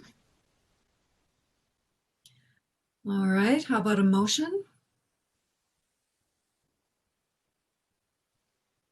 Schulke, so moved. Sorry, I didn't see who that was. Oh, Schulke, there we go. Board Member Schulke? Motion, is there? Member James, second. Thank you very much. Board Member James offers a second. Any other discussion before? All right. Chair Anderson votes yes. Board Member Brunfeld? Yes. Board Member Becker? Aye. Board Member James? Aye. Board Member Koski? Aye. Board Member Lavasser? Aye. Board Member Mann? Aye. And Board Member Olson? Yes. Board Member Schulke? Yes. Board Member Solomonson? Yes. Board Member Stark? Aye. Okay, thank you very much. And we are on to the Montgomery Commercial Historic District in Worcester County. Ginny.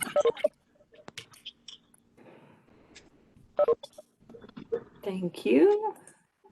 Thought I should. Did I share? I did.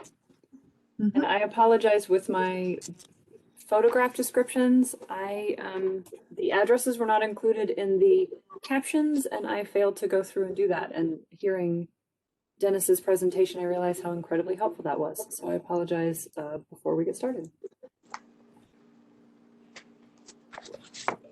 And I'm looking for my notes page.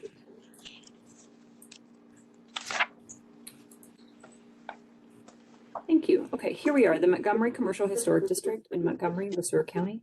Nicole Foss is the author. Montgomery, Minnesota is located in rural Le County, approximately 60 miles southwest of St. Paul. Here we see the first street from south of Vine Avenue, camera facing southwest. The boundaries of the proposed district center on First Street between Vine Avenue East-West and Oak Avenue East-West, roughly bounded by 2nd Street West and the Union Pacific Railroad tracks. The historic district is comprised of 29 contributing buildings, 6 non-contributing buildings, 5 non-contributing structures, or their garages, and 1 non-contributing object, a statue. Those boundaries are outlined in red on the proposed commercial district graphic to the right. And on the left, we see the extent of the commercial district in 1938, illustrated by the Sanborn Fire Insurance map. The architecture of this commercial district is comprised largely of brick buildings and a simplified version of the commercial style popular during the period of significance. Here we see First Street South at Ash Avenue, camera facing southwest. Montgomery's commerce has been centered on agriculture throughout the city's existence. During the period of the city's development, the downtown commercial district served as focus of nearly all business and political transactions, as well as many of the social and recreational activities of the era. The commercial district met a wide variety of the residents' various needs, offering services from barbering to baking to bowling, as well as a plethora of products from farm implements to automobiles and groceries. Here we see First Street South from North Elm Avenue, camera facing southwest. We also see a circa 1914 view of First Street.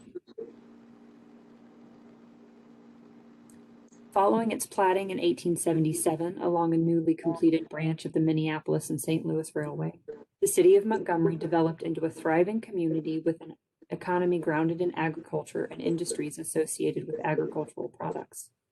From the last quarter of the 19th century through the first 4 decades of the 20th century, the commercial corridor served as the commercial, financial, social, and recreational core of the community. On the right, we see the First Street South from north of Ash Avenue, camera facing southwest. And on the left, we see the same block from a different angle, circa 1920. Here we see First Street South from south of Ash Avenue, camera facing northeast. And on the right, a similar view of the same street facade, circa 1947. Growth occurred steadily in the downtown from its platting in 1877 through the first few decades of the 20th century. Throughout the 1930s and the early 1940s, new commercial construction within Montgomery remained concentrated in the downtown area, though at a slower pace than in previous decades. Between 1940 and the end of the war in 1945, construction in the downtown halted, and in the post-war era, commercial construction activity began to shift away from the commercial downtown. At left is First Street South from south of Elm Avenue, camera facing northwest, and at right is First Street South from north of Elm Avenue, camera facing southwest. Generally, the streetscapes visible today reflect the decades of Montgomery's establishment and growth and are cohesive. Additionally, many of the buildings continue to display handsome architectural detailing, as we see here. At right is First Street South from south of Ash Avenue, camera facing southwest.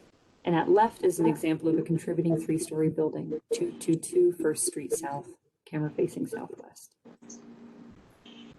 At right, we see another example of a contributing 2-story building, 200 First Street South, camera facing southwest. And at left, we see 106 First Street South, camera facing northeast. Additional photographs. At left, we see First Street South from north of Elm Street, camera facing northeast. And at right is an example of a contributing two-story building, 300 First Street South, camera facing southwest. The period of significance of this property is 1877 to 1940. The level of significance is local. National Register criterion is A, and the area of significance is commerce. Please note that the current nomination form incorrectly notes the area of significance is industry. We have corrected that since we saw the nomination. The period of significance begins with the platting of the town site and extends to the eve of World War II, which brought a halt to growth in the downtown's commercial core as the community turned its energy towards the war effort. From the last quarter of the 19th century through the first 4 decades of the 20th century, downtown Montgomery served as the commercial, financial, social, and recreational core of the community. As such, it's eligible for listing in the National Register of Historic Places. We do not have any correspondence related to this property. Thank you, Jenny. Any brief comments from members of the audience about this nomination?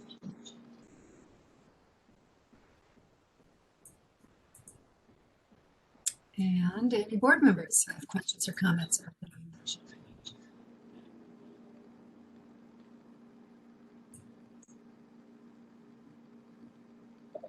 Chair Anderson, this is Board Member Koski. Thank you. Koski, what's up? As with the Northfield District, is there a aligned local district that this would line up with?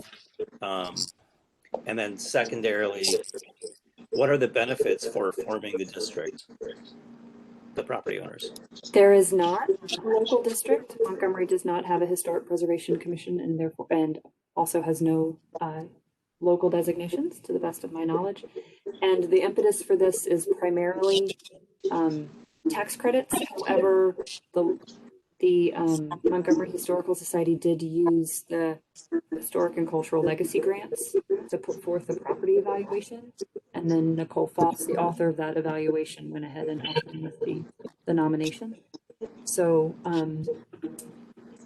the local nonprofit is interested in listing for various reasons. However, we have had inquiries about tax credit rehabilitations in the district since listing was discussed. Thank you. You're welcome. Any other comments or questions?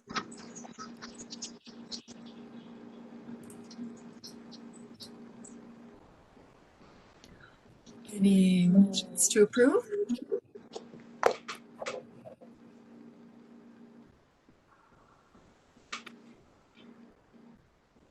Must be the dinner time. Board Member Koski moves approval.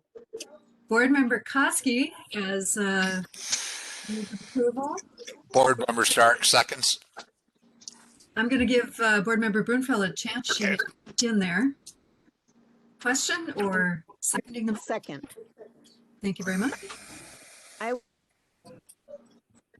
Thank you. And any other comments or questions before we vote?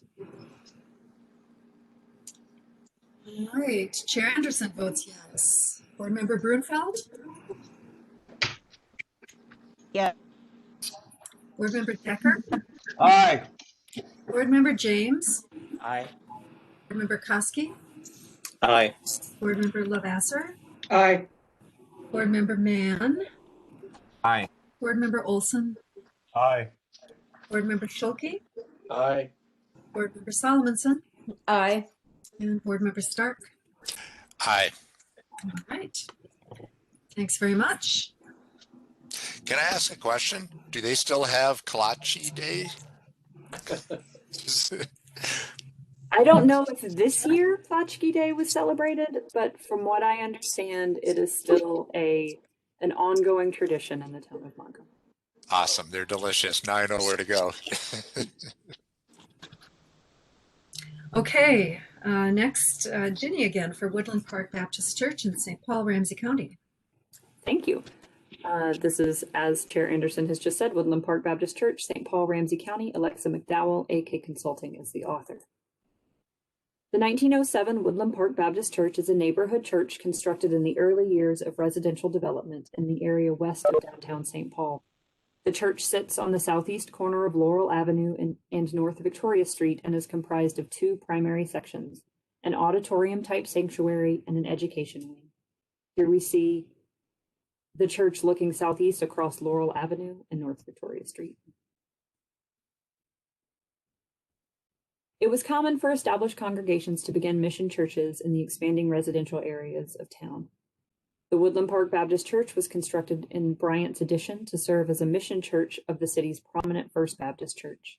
Timothy Reardon is documented as the builder, however, the source of the building design remains undetermined. It is likely the design was adapted from one of the many pattern books available during the time. Here we see a view of the west elevation, camera looking southeast, and a similar view circa 1939. The design of church interiors began a marked evolution with the introduction of the Akron Plan in the latter half of the 19th century by Lewis Miller. Initially developed for standalone Sunday school buildings, the Akron Plan encouraged the active participation of Sunday school participants in parts of the worship service. The main feature of the Akron Plan is a large open space surrounded by smaller classrooms on one or two levels, which open onto a rotunda or auditorium by means of folding doors or sliding shutters. Proving advantageous, the plan was soon adapted for newly constructed churches and dominated design within many Protestant denominations between 1876 and 1918. At the right, we see a view of the west elevation and south elevation, camera looking northeast. At the left, a view of the rear or south and east elevations, camera looking northwest. The Woodland Park Baptist Church uses a modified version of the Akron Plan. This is not unusual and was likely in response to specific needs of the original congregation. The church utilizes a nearly square auditorium sanctuary space with pews arranged in a semicircular form facing the dais at the front. The Sunday school space is located to one side, and the two spaces are separated by a wall that holds a series of operable windows. Here we see the sanctuary looking northwest, and we also see a plan of the building. We can see the sanctuary here, and the classroom building section here.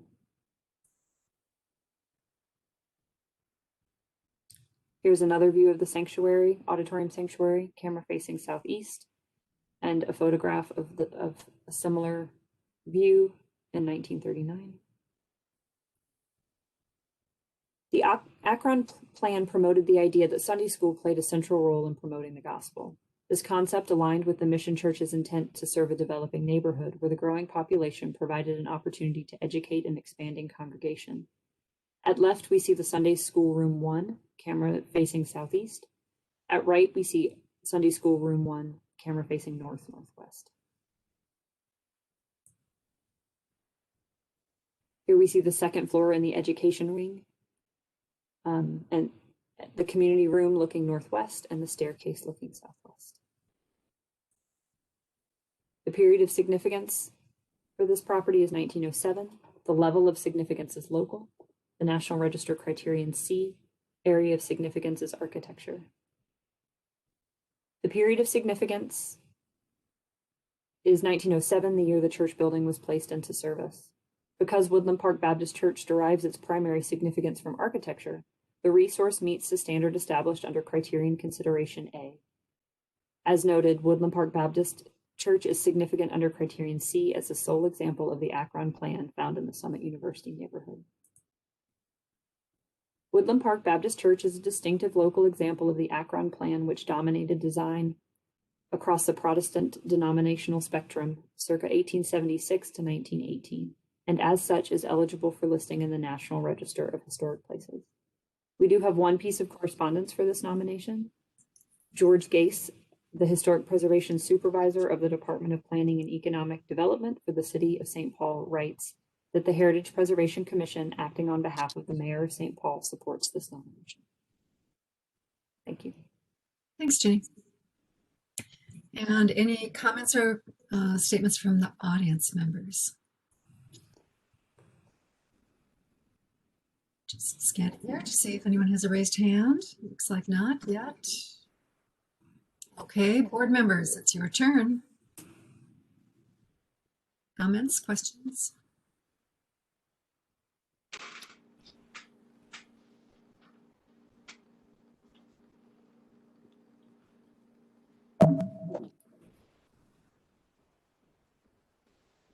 Comments or questions?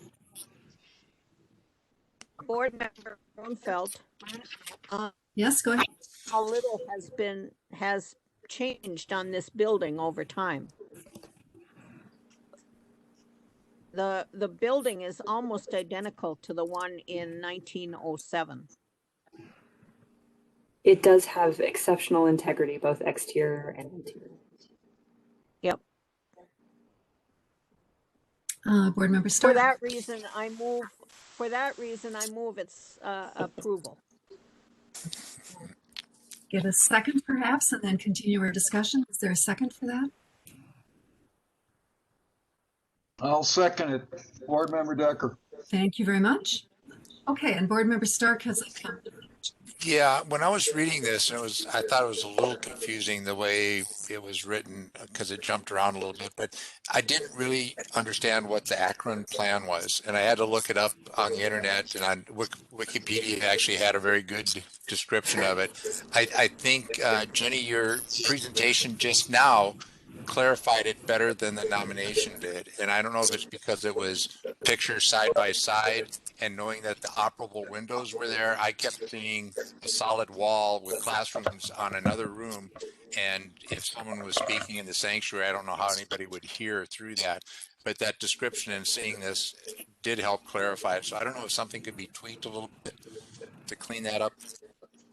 I would be happy to do that. Yeah, I can take another look at that area. Sure.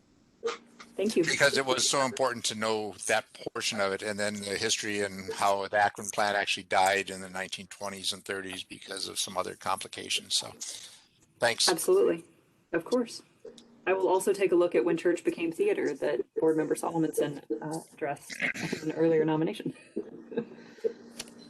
Yeah, this is Schulke. I second John Stark's comments. I'm not an architectural historian, and the Akron Plan was a bit confusing. And like him, I looked it up, but I'm always learning. I mean, it's fascinating. But Jenny, I appreciate your description. Certainly, I will be happy to see what we can do about that.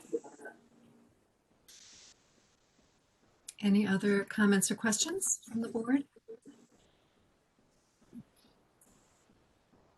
Last call. Are we ready to vote?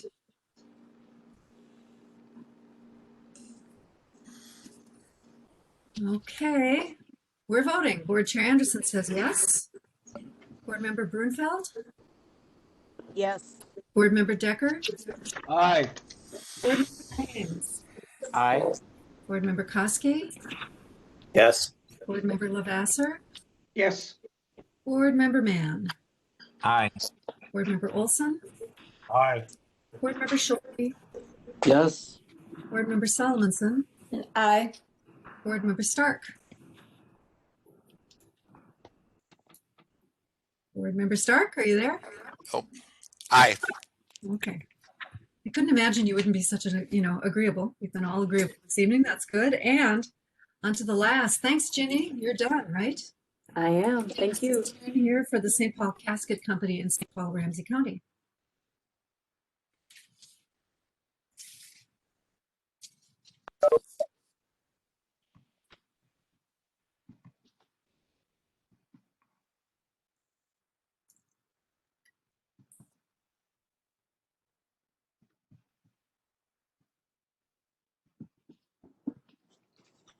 Can everybody see that then?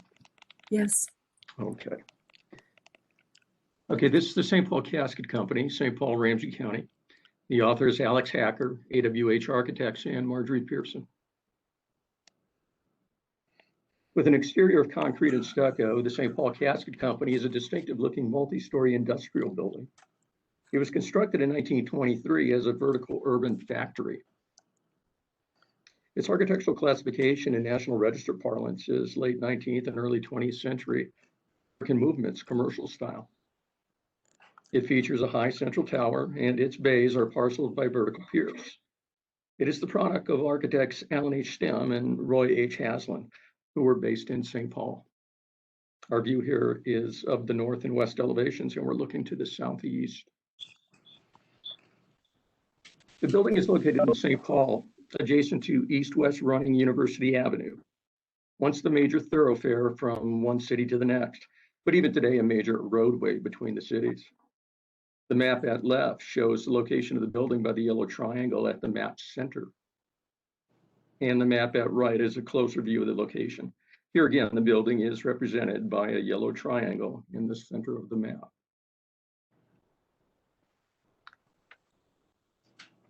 The image at left depicts the east and south elevations of the building, and we are looking to the northwest, while the photo at right shows the south rear and west side as we look to the northeast.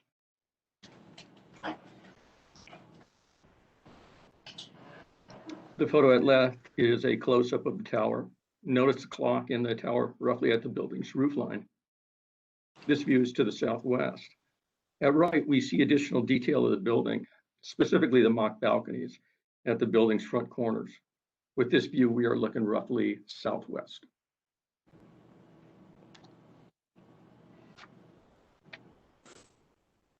The interior of the building is largely open space, punctuated by concrete columns with mushroom capitals, which were a hallmark of a type of reinforced concrete construction commonly known as flat slab construction. Claude Allen Porter Turner, chiefly known as Gap Turner, was a Minneapolis engineer who patented a form of this construction in 1903. By the 1910s and 1920s, his system had largely been superseded by other forms of flat slab construction. And at left is a representative view of the open space interior found in much of the building. And to the right, we see the building's large original freight elevator behind one of the columns. Here we have three views of some of the building's interior decorative features. At top left, we see the main stairwell and its original cast iron railings. The image in the center shows the historic terrazzo flooring at the second level. Finally, the image at right depicts the historic ceiling detailing, and that's also at level 2.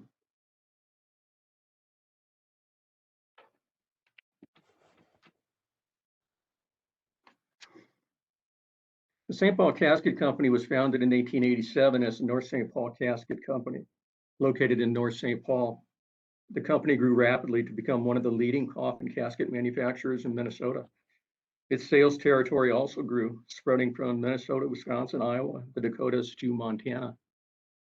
By the early 1920s, the company located the site on University Avenue for a new, larger factory.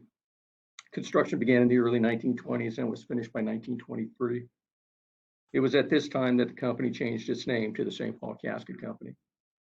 The historic image at left dates to circa 1922 and shows the building being constructed. The image at right is circa 1924, just after the building was completed. The St. Paul Casket Company is in the distance in this 1926 photo, roughly the center of the photo. The building was located near the Brown and Bigelow complex, which we see at right. It was also located near the Montgomery Ward building, from which this photo was taken. Like those buildings, the St. Paul Casket Company created a soaring tower, which made it stand out from many of the buildings surrounding it. The building was a type of construction known as a vertical urban factory. By the 1910s, these types of industrial buildings were becoming more common. Manufacturing flowed from top to bottom or bottom to top, and typically made production more efficient. Moreover, because production was largely vertical, these types of industrial buildings could more easily adapt to smaller parcels in urban settings with ready access to rail lines and markets.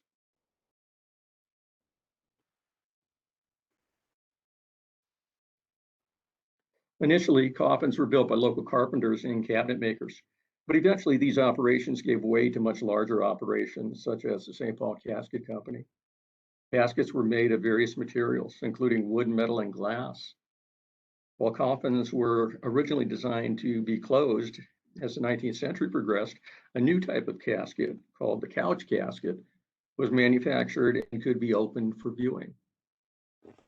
These two slides are taken from the St. Paul Casket Company's publication, 500 Years, which it published in 1927 and showed various aspects of the interior of the building on University Avenue, as well as aspects of the casket manufacturing process.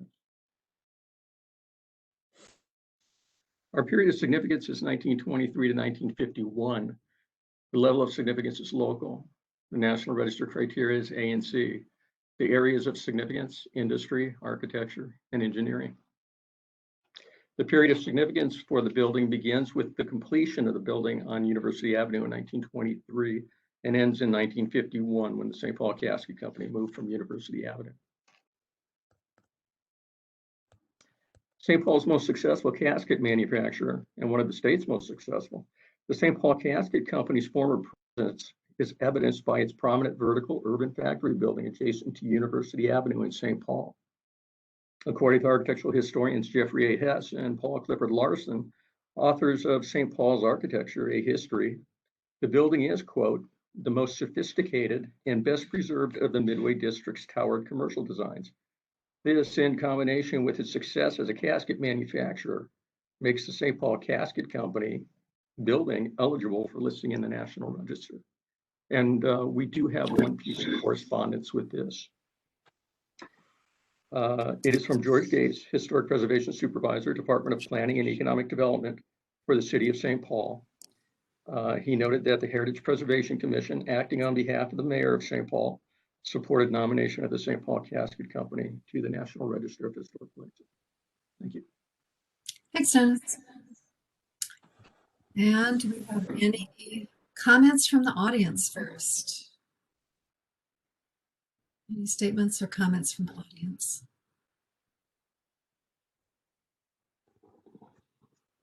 And how about the rest of you? Board members, anything?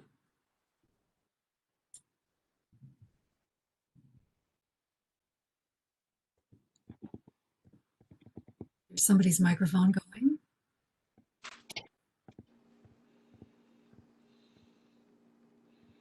Any comments or questions?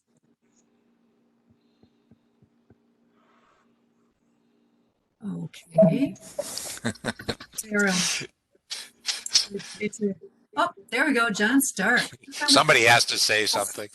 I think this is an elegant building and it's really in great shape. So since other people haven't been raising anything, I'd like to nominate this building. Thank you. Stark. And Member Brunfeld would like to second. Second. Very good. Thank you very much. And one last chance for discussion. Chair Anderson, can I just offer one bit of information? Absolutely, Dennis. I neglected to tell everyone that this is also a tax credit project. So they're going to turn it into reuse. They're going to reuse this. Okay, thank you. All right.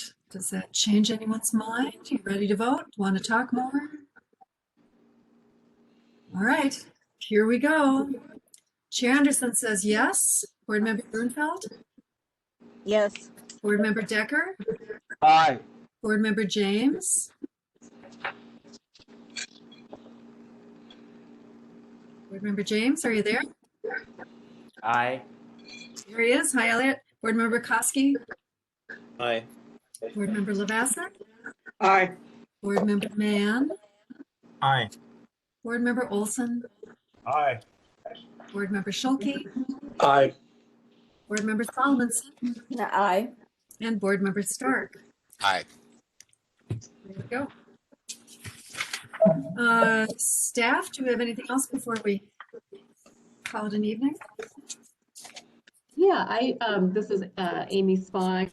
Just wanted to make a comment on the casket nomination that as a former St. Paul City preservation planner for many years, I was pleased to see this project come forward for the National Register and also as a tax project.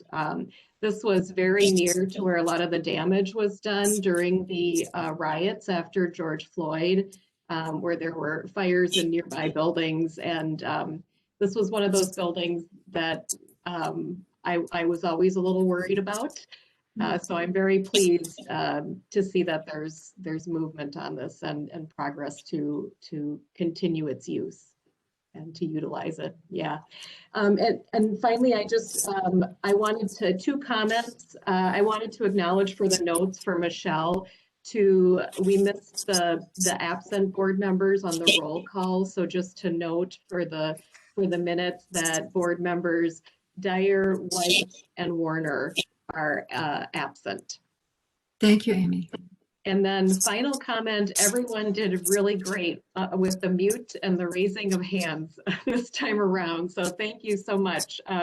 We're definitely figuring out how to use our technology and to make it a more of a smooth meeting. So thanks, everyone. We'll have it figured out by the time we don't need to do this anymore. So that'll be good. Motion to adjourn? So moved. So moved. Second? Second. All right, that's it. Thanks so much, everybody. Thank you. Thank you. Thanks. Thanks. Good night, y'all. Thank you.